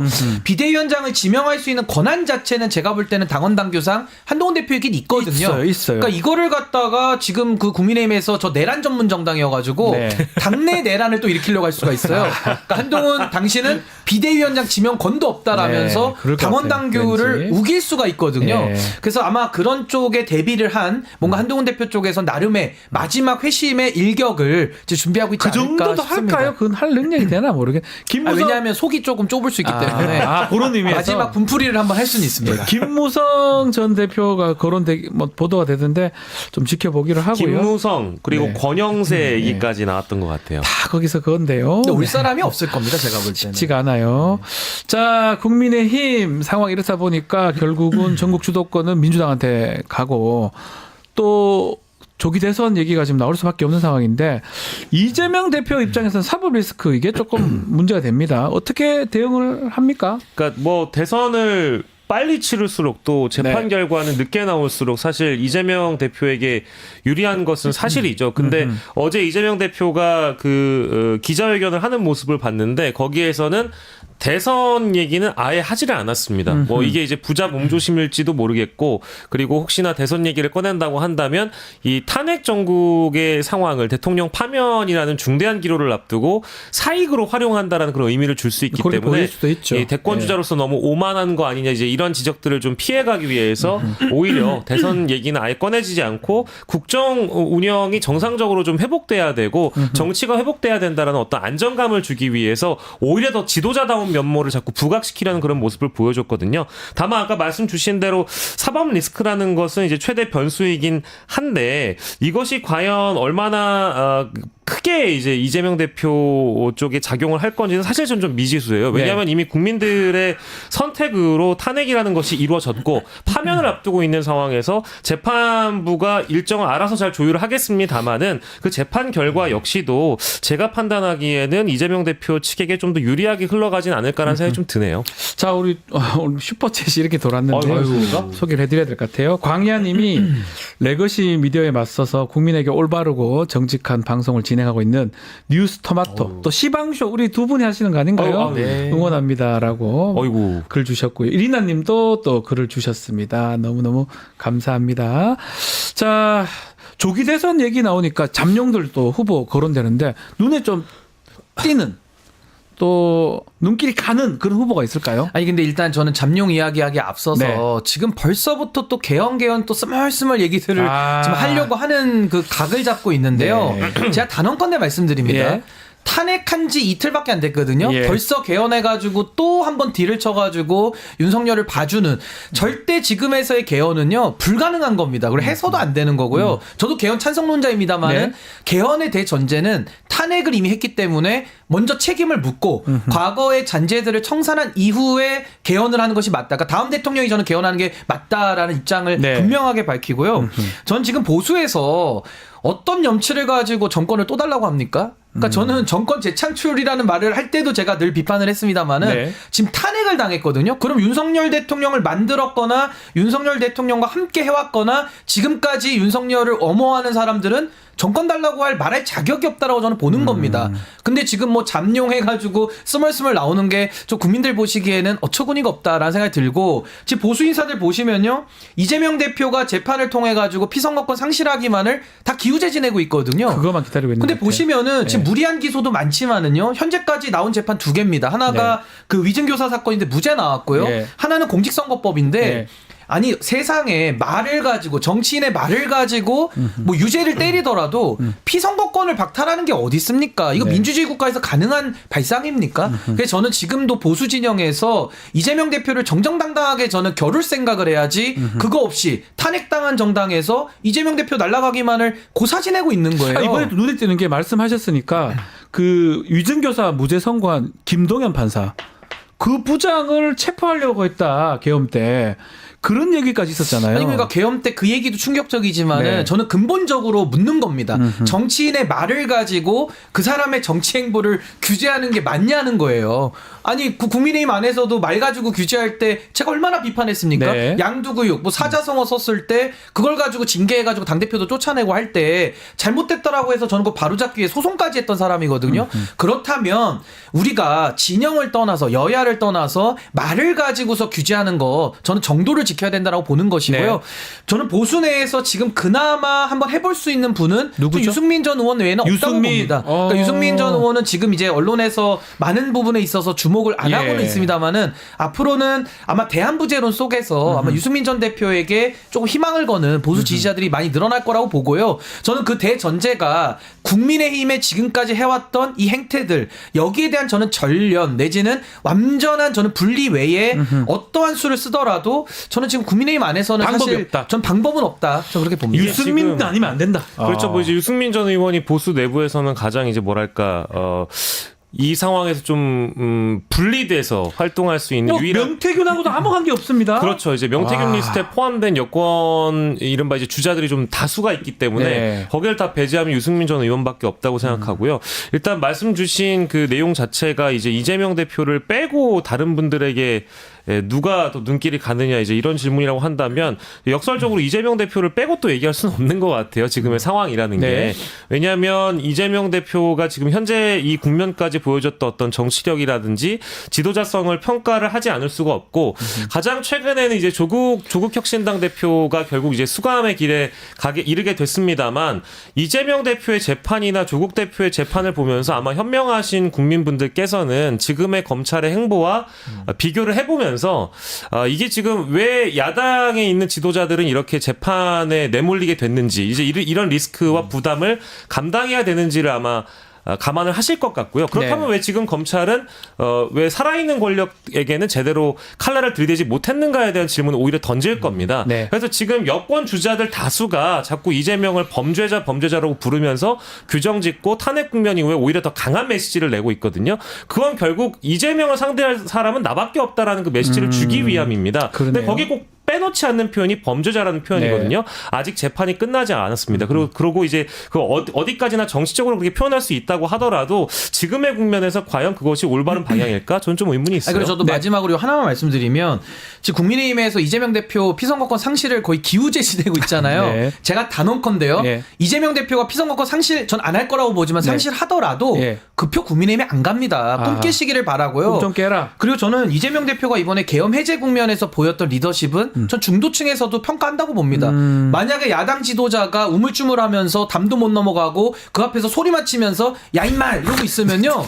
그 자리에서 야 임마 하고 있을 때 이미 계엄군은 다 국회 장악해서 끌어냅니다. 네. 근데 지금 국회의장부터 해서 이재명 대표 다 월담해가지고 들어가서 목숨 걸고 총칼과 싸워서 막아냈거든요. 네. 전 중도 확장성도 이번에 많은 시민들께서 누가 이 위기에 리더십을 발휘하느냐 네. 그 판단력과 안정감 전 여기에 대해서도 중도가 저는 판단을 하고 있다고 보고 다시 한번 강조하지만 민주당의 갈 표가 지금 국민의힘 내란 전문 정당에 안 갑니다. 네. 꿈을 깨시길 바랍니다. 그리고 하나만 더 말씀드리고 싶으면 네. 이게 이제 탄핵 심판이 이루어지는 12월 그러니까 14일이었죠. 그날 바로 모 언론을 통해서 기사가 뜬 걸 보면 40대 기술원을 들고 이제 이준석 의원이 활동을 재개를 조기 대선 하는 가능성 본인 모습이에요. 출마하겠다. 예. 그런데 이제 죄송하지만 이 아까 명태균 게이트 저희 언급하지 않았습니까? 네. 명태균 게이트의 핵심 관련자로 되는 분들이 여권 주자 중에 많다고 그랬죠. 여권도 아니구나. 그 담도 못 넘었어요.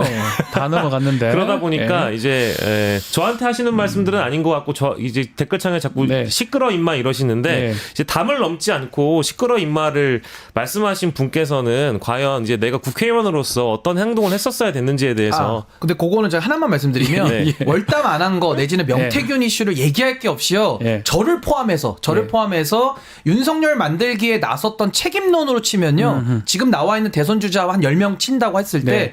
가장 책임이 많은 사람이 이준석 의원입니다. 근데 아이러니하게도 가장 윤석열을 탄생할 때 책임을 많이 져야 될 사람이 가장 먼저 대선에 대해서 조기 대선 운운하고 있거든요. 네. 이 모렴치와 뻔뻔함에 대해서 전 국민들께서 판단하실 것 같고요. 저는 참고로 이번에 대선에 안 나갑니다. 전 나이가 안 되기 때문에. 아직 안 됩니까? 예, 전 안 나가고요. 예. 책임을 져야 됩니다. 그러니까 저는 윤석열 시대를 복귀하고 보수가 네. 명태균을 포함해서도 왜 이런 괴물이 나왔는가 반성과 성찰 없이 또 권력에 덤벼가지고 자기의 이름을 알리고 입지를 다지겠다? 국민들이 바보입니까? 그거 네. 못 읽습니까? 그러니까 저는 정치인들이 아직도 국민들 알기를 우습게 보고 있다라는 생각이 좀 듭니다. 알겠습니다. 자, 오늘 영식당은 여기서 마무리하겠습니다.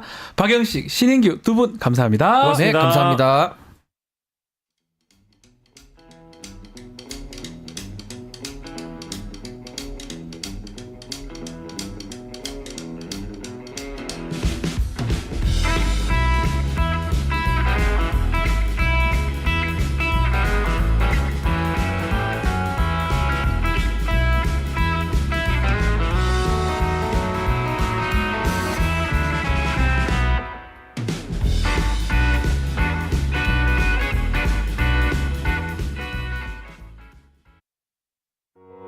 우리 아이 재단에서 뜻을 함께할 정기 후원자분들을 기다립니다.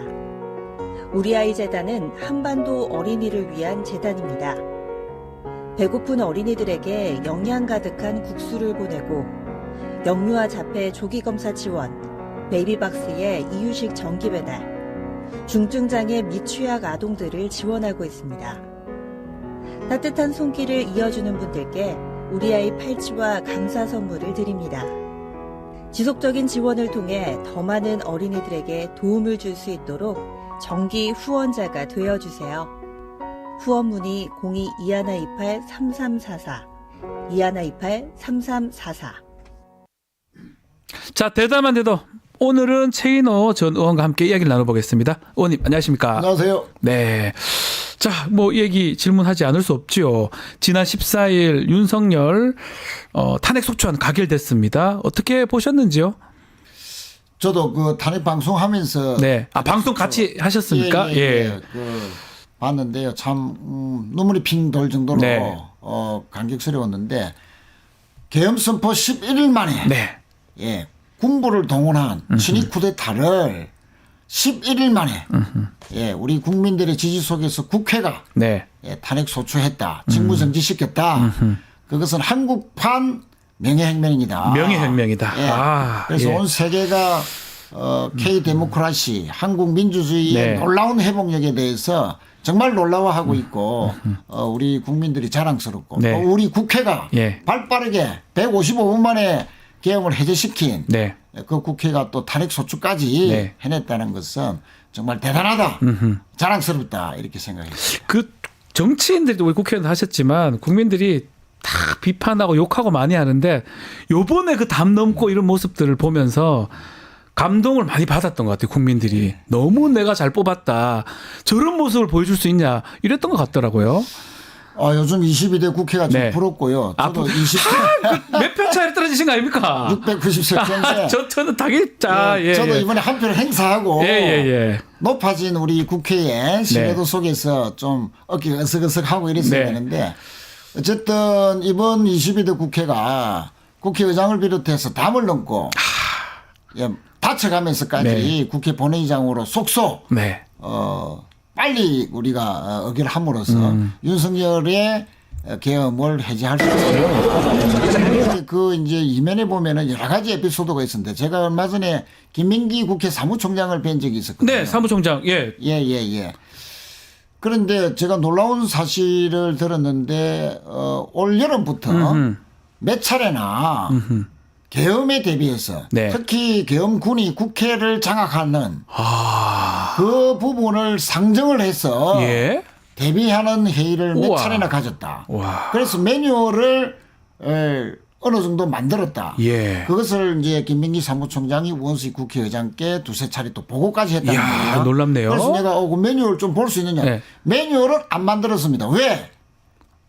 매뉴얼을 만드는 순간에 세죠. 예. 밖으로 나가죠. 예. 밖으로 나가면 계엄군이 국회가 만든 매뉴얼을 가지고 또 대비해서 할 수 네. 있기 때문에 그래서 구두로 머리로 정리해서 의장님께 보고드렸다. 그래서 의장님이 사실은 리투아니아 대통령과의 외교 행사를 마치고 공간으로 가시던 중에 바로 이렇게 국회로 와서 맞습니다. 담까지 담 넘었던 넘어서. 것은 예. 이번에 국회가 사실 보이지 않지만 그렇게 대비한 결과 또 국회의원들도 많이 모일 수 있었고 네. 의장님을 비롯한 국회 사무처 직원들이 군이 투입되는 과정에서도 그래도 막으려 하고 시간을 끌었고 맞습니다. 만약에 시간을 안 끌었다면 또 시민들이 막지 않았다면 안 됐습니다. 저도 그 현장에 새벽에 있었거든요. 안 됐습니다. 절대 안 됐습니다.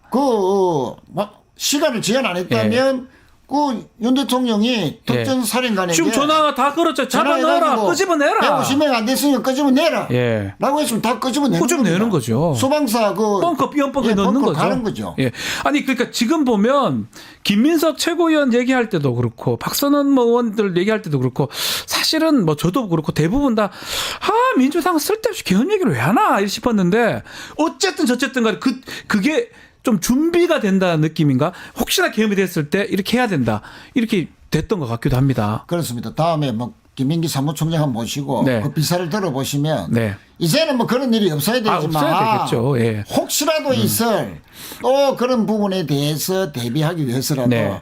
우리 김민기 총장님의 계엄에 대비한 국회 사무처의 그 예비 준비사항 대비사항에 대해 잠 들어보시면 상당히 의미가 있을 것 같습니다. 하여튼 대단한 것 같고 표결을 보니까 결과론적이지만 국민의힘에서 이탈이 한 12개 또 무효 기권 합치면 한 23개 정도가 이탈된 것 같거든요. 이거 어떻게 해석해야 됩니까? 옛날에 박근혜 때는 기억나는 게 엄청 5, 60표가 이탈해 버렸었는데. 그렇습니다. 박근혜 때 새누리당이 128명이었는데 네. 62명이 이탈했죠. 탄핵 찬성을 해서 예. 약 절반 정도 이탈해버렸는데 이탈했고요. 이번에는 108명 중에서 12명만이 찬성했어요. 그러니까 무효 기권은 뭐 그렇습니다. 빼더라도 그게 이제 10분의 1 수준으로 이제 줄어들었는데 한동훈 대표의 리더십이 제대로 발휘되지 못했다. 친한계 의원들이 약 20명 정도는 봤거든요. 네. 그러면 20명은 더 넘어갈 것이다. 이렇게 봤는데 절반도 안 됐습니다. 12명입니다. 딱 12명. 그래서 예. 기권이 이제 3명, 무효가 8표인데 아마 권성동 원내대표를 비롯해서 친윤계 의원들이 집중적으로 찬성할 수 있는 한동훈계 네. 또 찬성할 의사가 가졌다고 파악되는 그 국힘의원들에게 집중적으로 한 이틀간 본회의장 직전까지 문자 보내고 설득했다 하는 그런 이제 이야기를 들었는데요. 아마 한 사람 네. 당신이 반대는 못 하더라도 기권하거라 아하. 또는 반대하시오. 요렇게 한 표 한 요거 표씩 무효 이거는 의사표시 일부 점 찍거나 이렇게 하는 거죠. 의원님도 해보시면 그거 아시겠지만. 뭐 저도 했지만 예. 사실은 뭐 국회의원 정도 되는 분들이 뭐 그거 모를 리도 없고. 가부 찬반을 뭐 몰라서 그렇게 하겠습니다. 네, 그거는 네. 의도적으로 찬성하지만 차마 네. 뭐 여러 가지 뭐 부탁도 있고 해서 그렇게 못하고 기권이는 무효표를 만드는 거죠. 네. 그런데 정말 아슬아슬했습니다. 5명만 만약에 이거 뭐 지금 개별 네. 막 그냥 무효됐으면 찬성보다는 그냥 무효시켜라. 무효되면 어떻게 기권해라. 해요? 네 하나만 기권해라. 네 하나만 반대. 그랬을 것 같아요. 무효표를 만들어 했으면 5명만 넘어갔으면 이번에도 안 된 겁니다. 또 이런 상황이 계속 될 겁니다. 만약 이번에 안 됐으면 예. 윤석열이 어떤 짓을 또 할지 예. 정말 끔찍한 상황이 또 벌어질 수도 있는 상황이죠. 어떤 짓 얘기 중에 가계리 후에 윤석열 입장 발표했잖아요. 그렇습니다. 뭐 결코 포기하지 않겠다. 자기가 또 하겠다. 네. 입장문을 냈더니 그거 어떻게 보셨습니까? 지난 목요일에 담화도 네. 거짓말로 다 정말 거짓말했어요. 그 네. 어처구니 없는 또 계엄의 명분, 네. 마약 청구, 범죄 청구, 또 조폭 청구, 대한민국이 그렇습니다. 저는 이런 그 우리나라 안에서의 참 그 윤석열의 부끄러운 그 담화도 있었지만 네. 외신으로 전하는 온 세계인들이 현직 대통령이 우리나라를 그런 마약 범죄 조폭 천국이라고 하는데 대한민국 그렇습니까? 그렇지 않지 아니잖아요. 않습니까? 안 그래도 지금 한국에 예. 여행 자제령을 내리는 등에 네. 관광이라든지 여러 가지로 좀 어려운 상황인데 네. 대한민국 대통령이 그런 식으로 했다. 그리고 계엄의 명분 자체도 뭐 말이 없었고 거짓말로 또 일관했는데 결코 포기하지 않겠다는 것은 헌법재판소에서 제대로 한번 다퉈보겠다. 본인이 왜 계엄을 내릴 수밖에 없었는지 강변하겠다는 건데 그것을 고지고대로 들을 국민도 없고 헌법재판관들이 납득하지도 않을 것이다. 네. 더더군다나 저는 이제 포기하지 않겠다. 또 지난 목요일에 그 담화 자체는 이제는 내란의 수계에서 네. 우리나라 극우 세력의 수계로 극우 나는 수계. 자리 예. 매김하겠다는 아하. 그런 선언이다. 아하. 그래서 앞으로도 뭐 생중계를 요구하는 등의 야단 법석을 뜰 것 같은데 뭐 그래 봤자 국민들이 더욱더 탄핵에 대한 정당성만 네. 높여가는 그런 말들밖에 안 될 것이다. 결국 헌법재판소에서 지금 해야 되잖아요. 그렇습니다. 근데 문제가 세 자리가 좀 공석이에요. 재판관 세 자리. 네, 네. 이것도 사실 좀 논란이 될 것 같습니다. 지금 뭐 여야가 이미 네. 3명의 국회 추천 헌법재판관을 이미 절차를 밟고 있고요. 인사청문회가 22일에서 24일 사이에 열릴 것 같습니다. 네. 그러면 30일 날 본회의를 열어서 국회는 이제 임명 절차를 완료를 하고요. 네. 이제 권한 대행이 과연 헌법재판관을 임명할 수 있느냐 이 문제만 남았는데 그렇죠. 예, 한덕수 권한 대행이 이거는 국회 추천 몫입니다. 네. 대통령의 헌법재판관을 추천하는 3명의 추천하는 절차가 아니고 국회가 추천하는 것이기 때문에 권한 대행으로서는 소극적으로 임명 동의만 해주면 되는 겁니다. 네. 임명만 해주면 되죠. 그래서 소극적인 임명권이기 때문에 전혀 논란이 없을 것이다. 그래서 한도수 대행도 임명할 수밖에 없다. 그러면 정상적으로 구인 체제에서 네. 심리가 되기 때문에 뭐 6인 체제니까 이런저런 논란이 있는데 그런 것들은 이제 불식이 되겠죠. 그 한덕수 이제 권한대행 말씀하셨는데 민주당은 뭐 탄핵이나 뭐 이런 거 안 하고 한덕수한테 맡기겠다 이런 부분이 있는 거거든요. 근데 만약에 지금 법들도 많이 올라가 있는데 특검법 또 임명권 이런 것들을 좀 행사를 한다 그러면 또 탄핵에 내는 가능성도 있는 겁니까? 뭐 탄핵은 일단 탄핵은 하지 않는다. 일단 안 한다는 게 그게 이제 민주당 이재명 입장입니다. 대표가 예. 이제 밝혔고요. 예. 한덕수 총리가 국정 운영에 협조를 한다. 네. 또 중립적으로 국정 운영을 안정적으로 잘 이끈다면 네. 민주당을 협조하겠다. 네. 그렇게 분명히 어제 이야기를 했습니다. 다만 이제 접도사 1단이라는 것은 또 이 친윤 세력과 함께 국정을 편향되게 또 국정을 불안정하게 괜히 국민 의사와 맞지 않는 네. 여러 가지 이 국정 운영이 된다면 언제든지 탄핵 소추를 할 수 있다. 네. 실제로 한덕수 권한대행은 여러 가지 이번 개헌 과정에서 논란이 있었지 않습니까? 네. 과연 국무회의 과정에서 총리가 어떤 역할을 했느냐. 물론 뭐 본인은 이제 국무회의 자체가 심의가 없었다. 절차를 어겼다라고 이제 시인을 했지만 네. 과연 한덕수 총리가 1시간 반 전에 알았을 뿐인가. 그 곽종건 계엄사령관은 이미 며칠 전부터 그렇죠. 지시를 받았었고 또 한두 달 전부터 감지를 했다. 계엄에 대한 감지를 했다. 네. 또 방첩사 여러 가지 간부라든지 또 군 간부들도 이미 한두 달 전에 뭔가 감을 잡았다라는 네. 증언들이 많이 나오고 있습니다. 그러면 대통령과 주례 회동을 가지는 총리가 과연 감이라도 없었는가 그런 부분에 대해서도 우리가 한번 따져봐야 되는데 아무튼 혹시나 수사 과정에서 총리의 또 지금 피의자 신분이지 않습니까? 네. 뭐 그런 것이 나올 수도 있고요. 또 이제 부서 개혁과 관련된 거라면 문서가 있을 겁니다. 네. 문서에 총리가 부서를 했느냐 안 했느냐. 총리는 헌법상 부서할 권리가 있고 부서권. 그 부서의 네. 권리라는 것은 대통령이 전행을 막기 위한 어떤 맞습니다. 제도적인 견제장치도 예. 기능을 하는 것이거든요. 그럼 총리가 부서를 했다면 그것도 책임이 있는 거죠. 지금 하여튼 뭐 부서는 안 했을 것 안 같은데 했으니까, 앞으로 예. 뭐 여러 가지 부분에서 좀 의문이 있어서 네. 그런 것도 이제 우리가 예의주시해 볼 필요가 있는 가운데 속에서 국정을 불편부당하게 중립적으로 국민 여론에 맞게끔 권한을 행사한다면 뭐 탄핵까지는 가지 갈 않을 것이다. 것으로 봐집니다. 자, 결국 이 탄핵 소추안 의결됐기 때문에 조기 대선은 가능성 높아졌지 않습니까? 특히 이재명 대표가 야권에서 뭐 지지가 높으니까 지금 사법 리스크 이 부분이 조금 문제가 될 수 있는데 어떻게 전망하십니까? 지금 뭐 두 번의 재판에서 하나는 무죄, 하나는 네. 유죄가 나왔습니다만 유죄가 나온 선거법 재판의 속도와 2심의 결과가 이제 상당히 기초가 주목되는데요. 그렇죠. 예. 사실은 1심에서 선거법에서 김문기 골프를 치지 않았다. 그럼 골프를 쳤다라고 하면서 유죄를 내렸는데 네.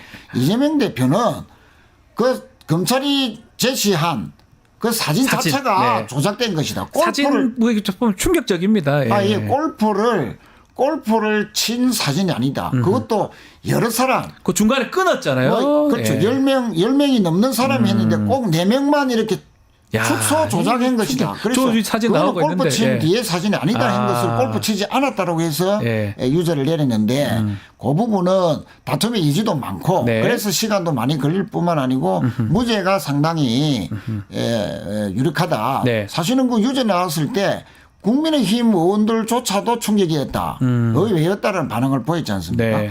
그리고 이제 백현동의 용도 변경도 국토부가 10차례가 넘는 공문을 당시 보냈고요. 또 식품연구원이 박근혜 대통령의 국정 과제다라고 하면서 또 공문을 보냈습니다. 네. 그러면 당시 성남시장이면 기초단체장인데 기초단체장이 그렇게 국가에서 정부에서 그렇게 많은 공문을 보냈는데 압박으로 느끼지 않았겠습니까? 그러니까요. 이 부분도 저는 네. 상당히 다툴 여지가 많아서 속도가 그렇게 나지 않을 것이다. 속도도 안 날 거고 또 무죄가 가능성이 크다 아마 이렇게 보시군요. 2심도 내년 상반기까지 내릴까 말까 한 그 정도 속도로 진행될 것 같다. 그렇게 네. 개인적으로 예측합니다. 국민의힘 쪽으로 가면 지금 한동훈 대표 이 사건으로 지금 리더십에 큰 타격을 받은 것 같습니다. 오늘 또 기자회견 한다고 하는데 네.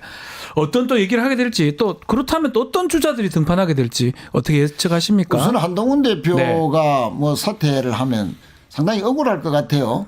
아니 국민 여론에 맞게 네. 그것도 군대를 동원해 가지고 군사 쿠데타, 친위 쿠데타를 일으킨 것에 대해서 계엄 해제 의결하는데 앞장섰고 또 탄핵에 찬성했다 해서 물론 네. 오락가락한 그래서 국민들로부터 많은 실망을 줬지만 네.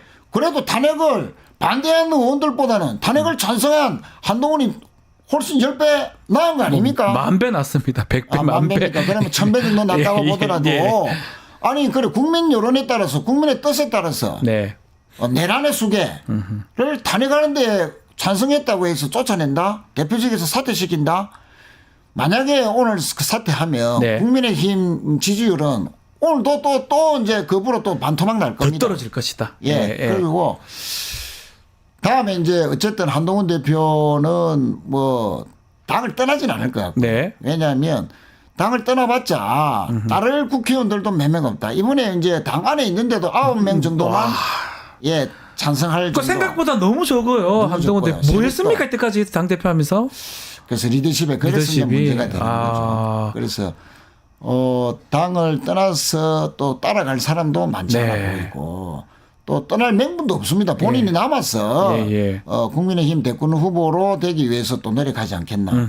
물론 이제 당심은 배신자 당분간 시달리겠죠. 네. 그렇지만 국민의 민심은 다른 이제 탄핵에 반대했던 국힘의원들보다는 또 여러 잠재적인 대권 후보보다는 민심의 면에서는 좀 유리할 수 있어서 유리하다. 그걸 예. 기반으로 해서 건토중대를 노리지 않겠나 봐지고요.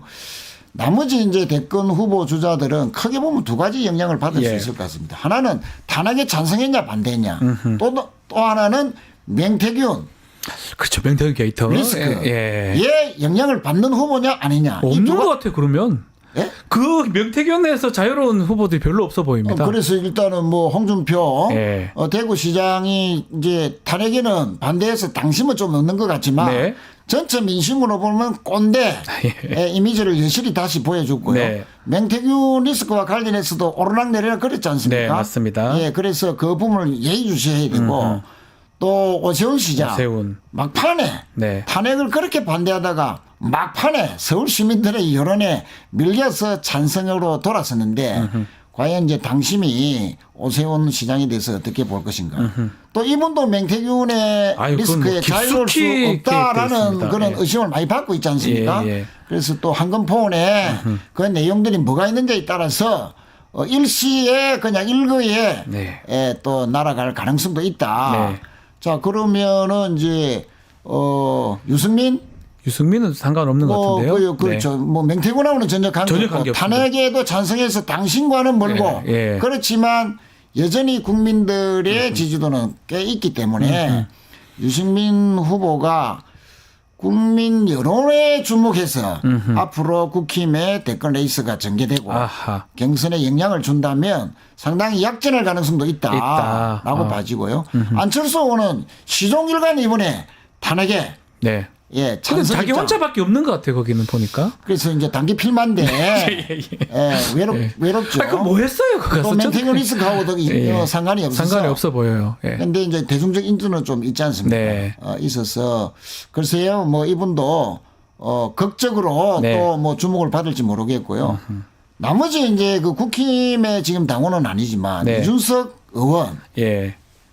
갑자기 어저께 이재명 대표 사법 리스크에 대해서 속도를 내라라고 스스로 이야기하라라고 공격을 했습니다. 네. 이게 주는 정치적 의미가 뭘까? 다시 국힘으로 돌아가려는 지금 맹문을 쌓는 것일까? 그런데 이분도 명태균 맞습니다. 예, 리스크에서 자유롭지 못하다는 그런 의혹의 눈초리를 많이 받고 있기 때문에 네. 그래서 결과적으로 보면 명태균 리스크에 자유롭고 또 탄핵에 찬성함으로써 민심을 동시에 받는 여당 의원들이 거의 없어서 유승민 정도밖에 없네요. 예. 뭐 이 두 가지를 안철수, 예. 예.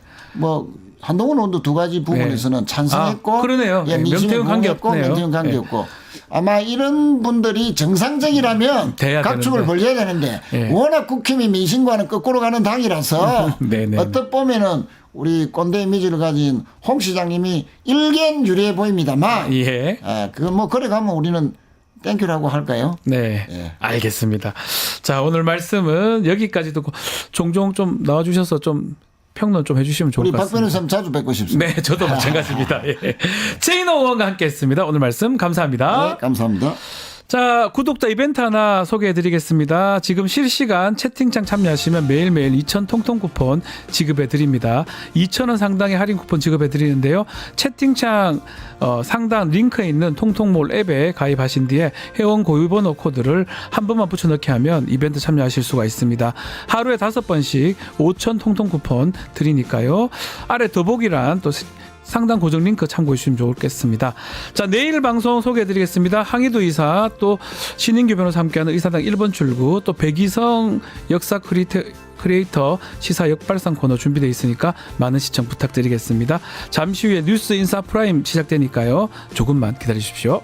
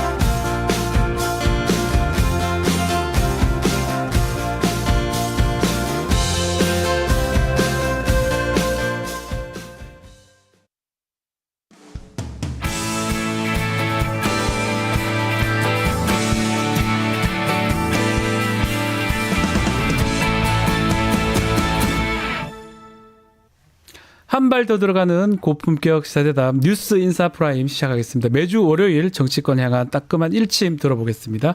김진애 전 의원과 함께합니다. 안녕하십니까? 네, 안녕하십니까. 네. 웃는 모습이십니다. 네. 최근에 의원님께서 웃는 모습을 보인 적이 거의 없었던 것 같은데. 아니, 일단은 네. 잠을 좀 잤어. 잠을 내리 한 7시간을 자고 나니까. 푹 주무셨네요. 그러니까는 이제 눈도 좀 네. 반짝 떠지고 아하. 얼굴도 환하게 화색이 돌아오고 그랬습니다.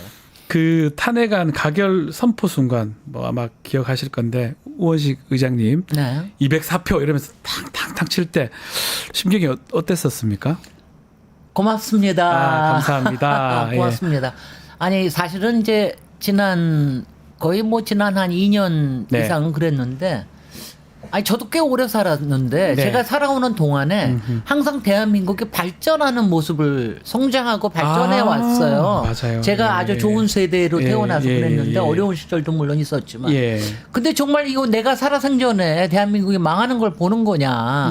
맨날 이걸 가지고 한탄을 하고 있었는데, 제가 보니까, 지난 12월 3일 밤부터 저는 그날 그렇게 생각했거든요. 네. 야, 대한민국이 아직도 천운이 따라다니는구나 그러는데 이번에 젊은 세대들이 광장에 나오는 거 보니까 앞으로 100년은 너끈히 가겠어요. 이 운이.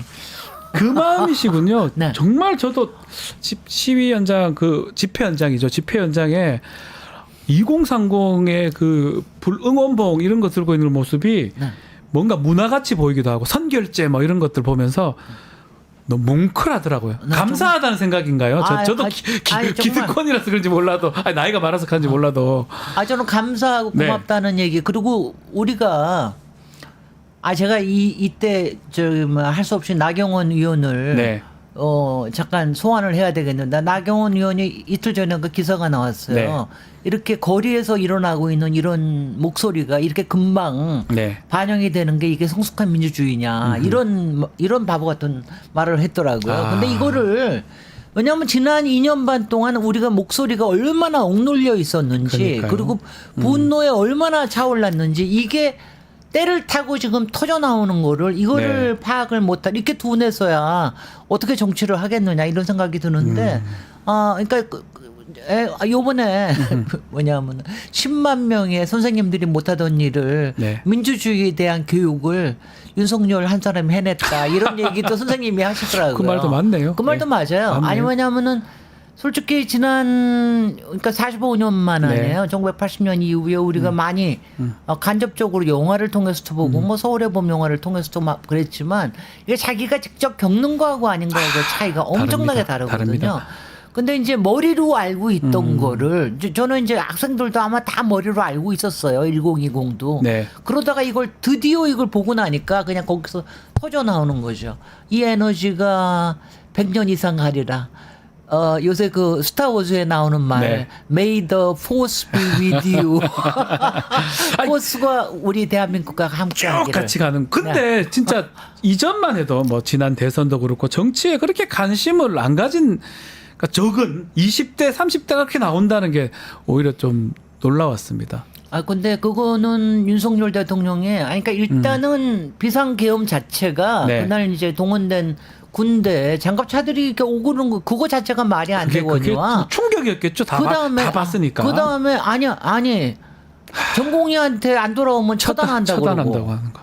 그 다음에 국회를 이거 계엄을 해제할 수 있는 권한은 유일하게 국회에 있는데 국회를 갖다가 막아버린다 그러면서 이거는 2시간짜리 계엄이 어디 있습니까? 이런 소리를 하고 앉았고 그러니까 네. 정말 이거 국민을 괴대지로 아는 것 같으니까 모욕감을 느끼는 거죠.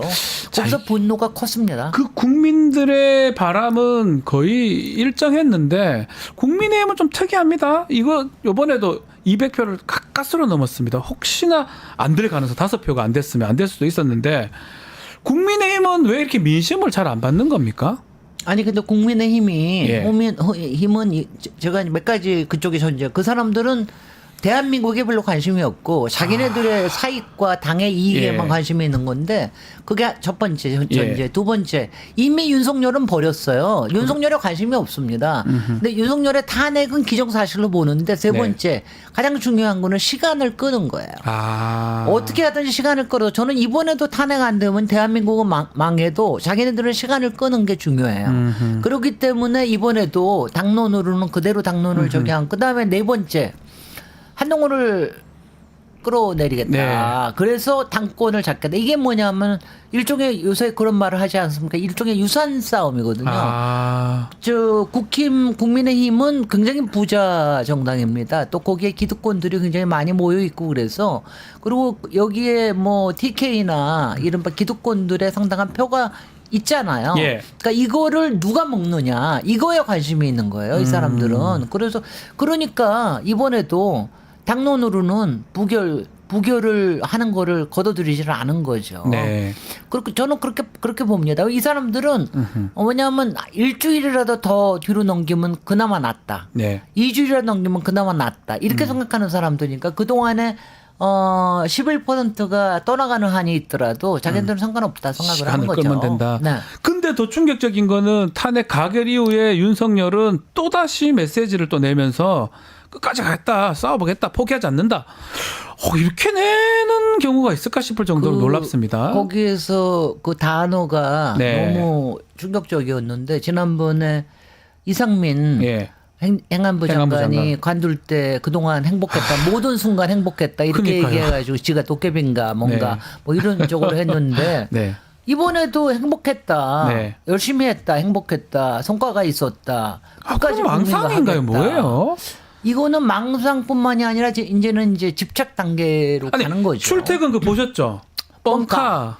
네. 그게 말이 됩니까? 저는 그 얘기 들었을 때 너무 충격, 뭐, 소문은 제가 많이 들었지만, 실제로 가짜차를 보내고, 저게 기본이 안 되는 거 아닙니까? 기본적으로 공인이 아닌 거죠. 공인으로서 해야 될. 그리고 그 다음에 이제 그런 거를, 그게요, 거짓말을. 네.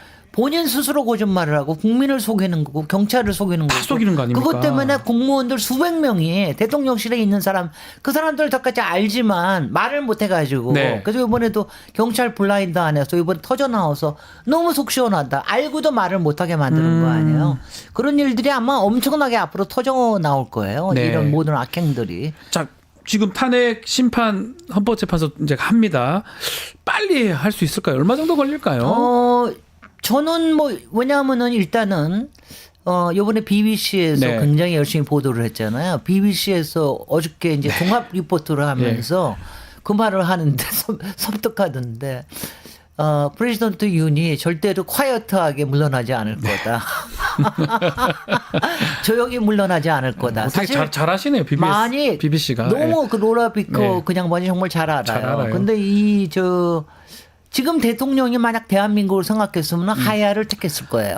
정상적인 사람이면 하야하겠죠. 그다음에 국민의힘을 정당을 생각해서라도 하야를 했을 거예요. 그래 국민의힘 살아날 수 있어요.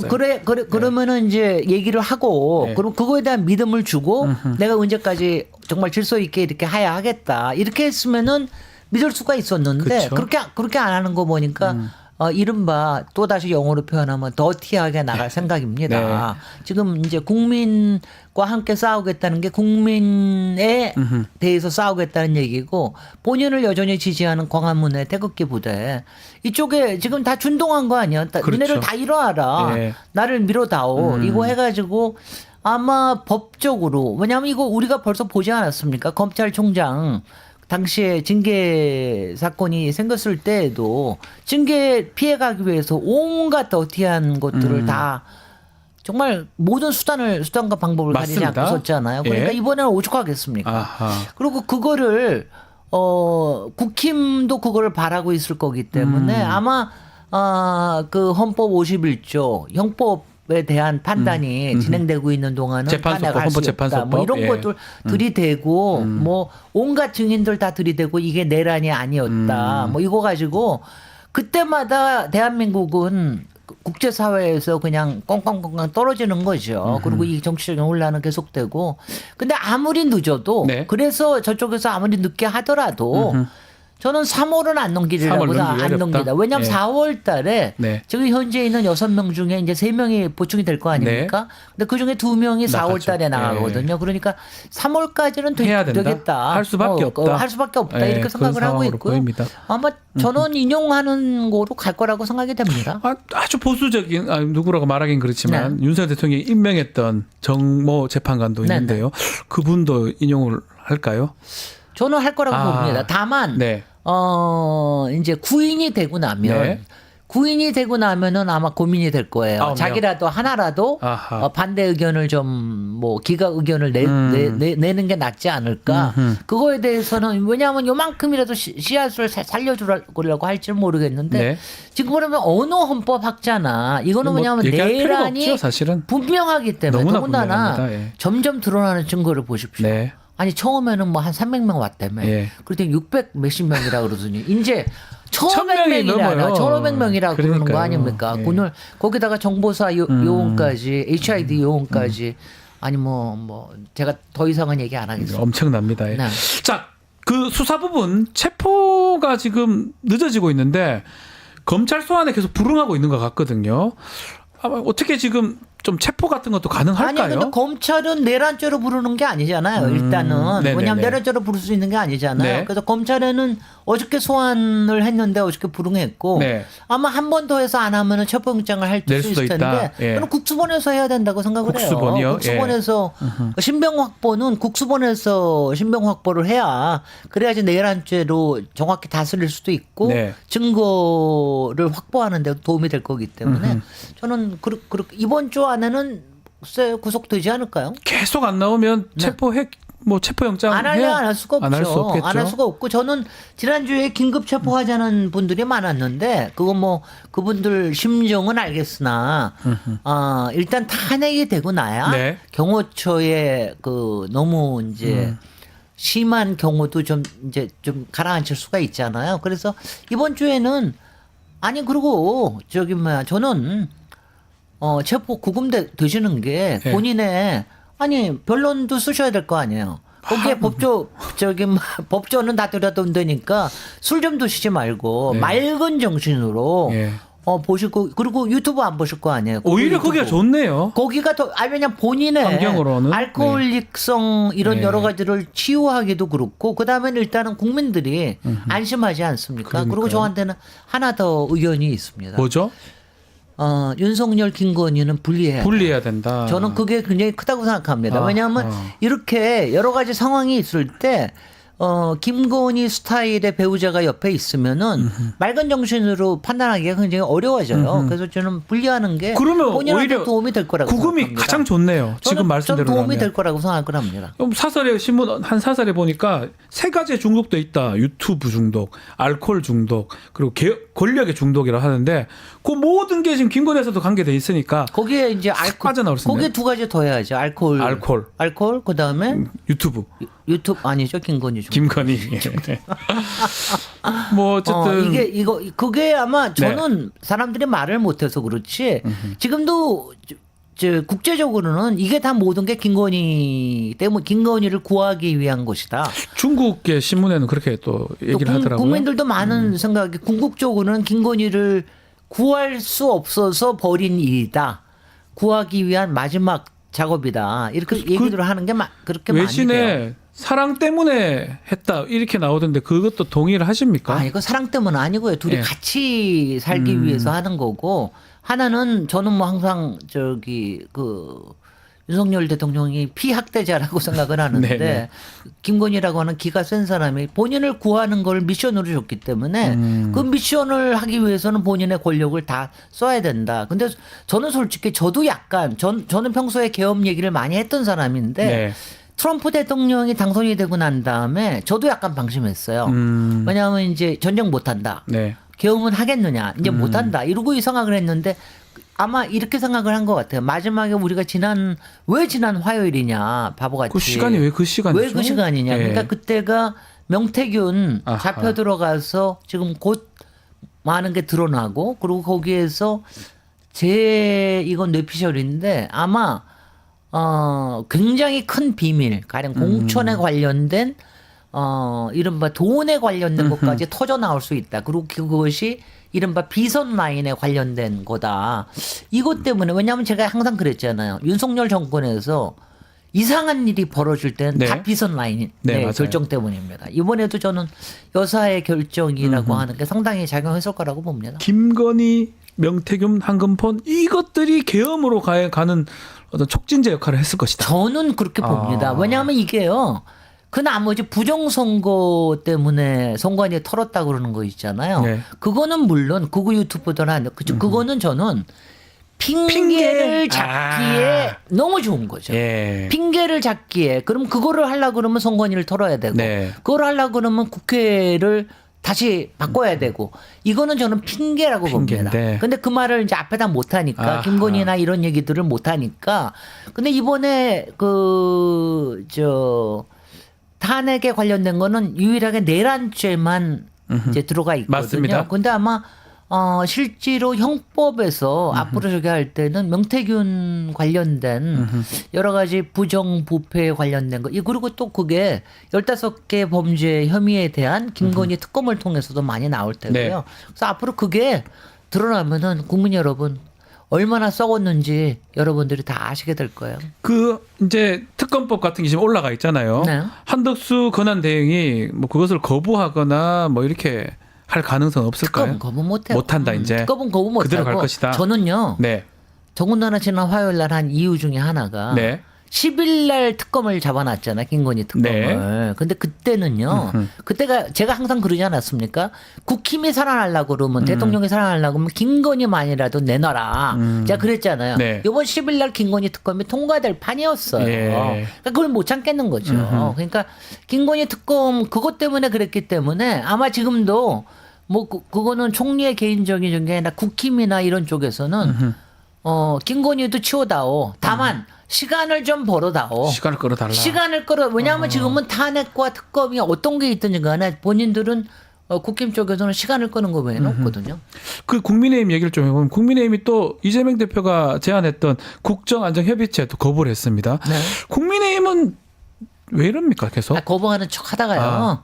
그거는 이제 대한민국에 관심 없고 자기네들의 이득만 관심이 있어서 그렇고 이재명이 하는 건 뭐든지 싫다. 민주당이 하는 건 뭐든지 싫다 그러는 거고요. 네. 일단은 이럴 거예요. 지금은 이제 이재명 대표가 제안한 거기 때문에 본인이 이제 하고 이제 조금 있다가 어저께 국회의장하고 총리하고 만나가지고 네. 제대로 국정협의 하기로 하지 않았습니까? 그러니까 의장께서 더 좀 적극적으로 나서서 왜냐하면 이제는 자 이제 오늘 한동훈 관두게 할 거 아니에요.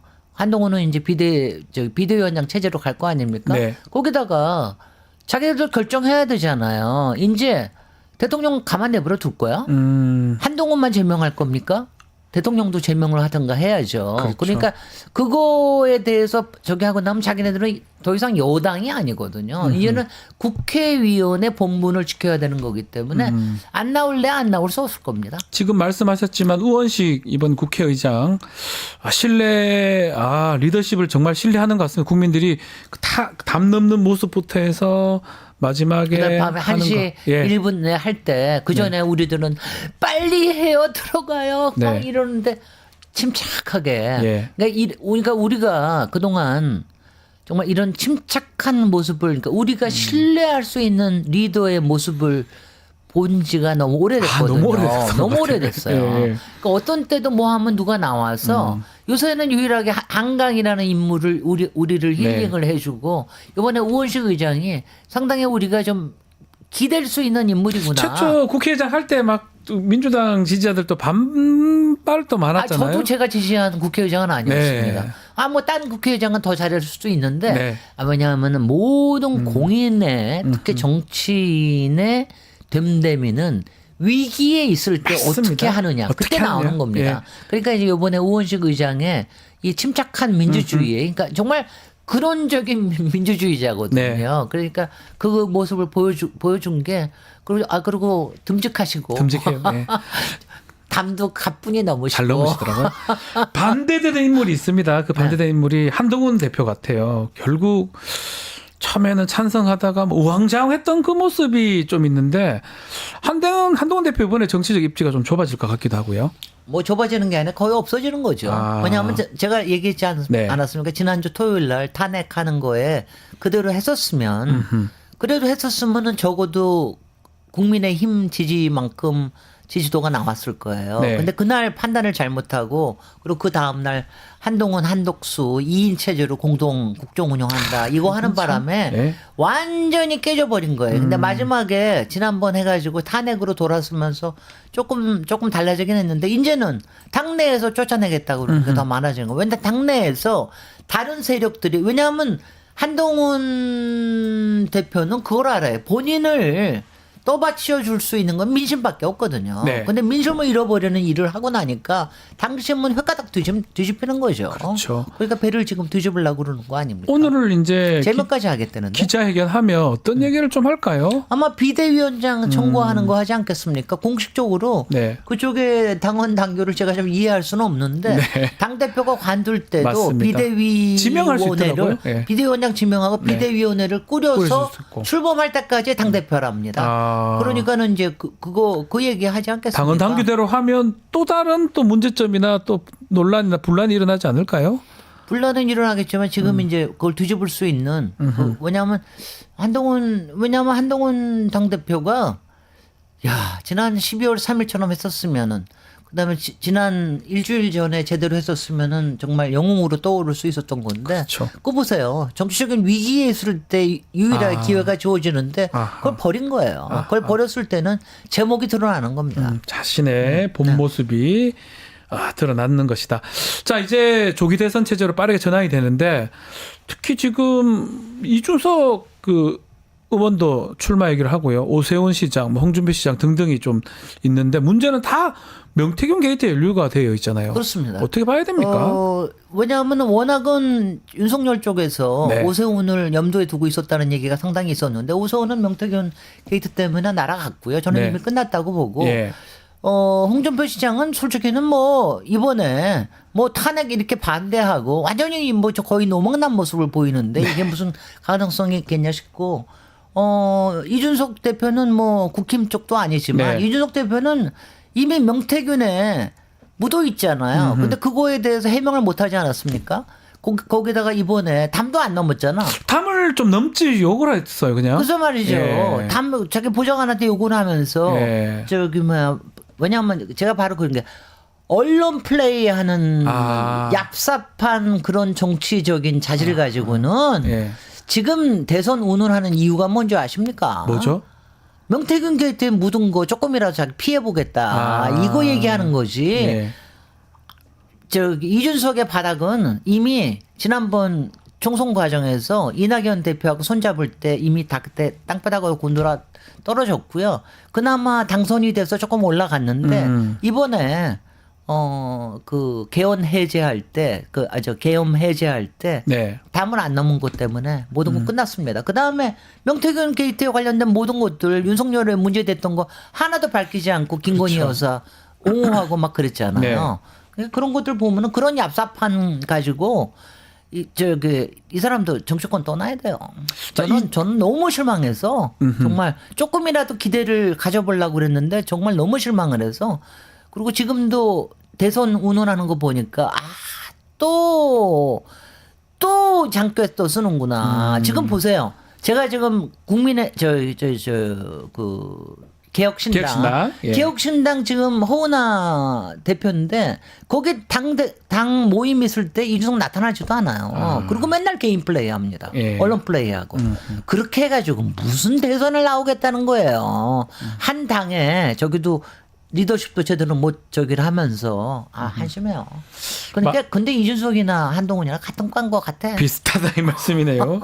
자, 마지막으로 이재명 대표는 이제 사법 리스크 이게 좀 문제가 될 것 같은데 그거 한번 짚어주시고 마무리하시죠. 저는 뭐 워낙부터 사법 리스크가 없다고 생각하는 사람이고 지금 유일하게 지금 뭐 선거법 때문에 네. 그런데 선거법도 지난번에 말도 안 되는 저기가 나왔다는 거 알았잖아. 네. 이번에 김동연 판사 위장이 아니죠.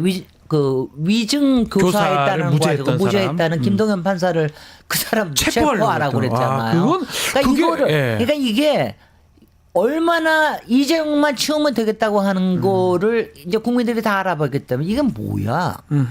아니 지금 이렇게 지금 이 와중에 가령 거기에 부안해동하는 유승민이니 국힘의 위원들 너무 한심한데 아니 저기 이재용만 치우면 자기네를 대선 먹을 수 있을 것 같아요. 지금 대선 운운하는 것 자체가 웃기는 일이에요. 저는 뭐 저기 이게 빠른 시일 내에 저기가 나온다 하더라도 항소심이 나온다 하더라도 그 재판 결과에 대해서도 저는 희망적으로 보거니와 뭐 대법심이 나올 때까지는 무죄인 건 확실하지 않습니까? 네. 그러니까는 대선에 출마할 수 있는 거죠. 알겠습니다. 네. 자, 오늘 말씀은 여기까지 듣겠습니다. 김진애 의원과 함께했습니다. 감사합니다. 모두 다 고맙습니다. 감사합니다.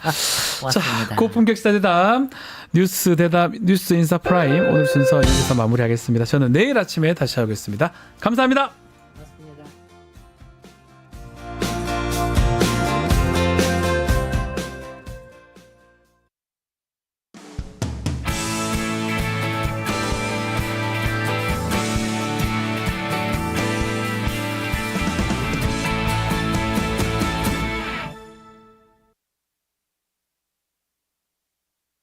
가 뭐 좀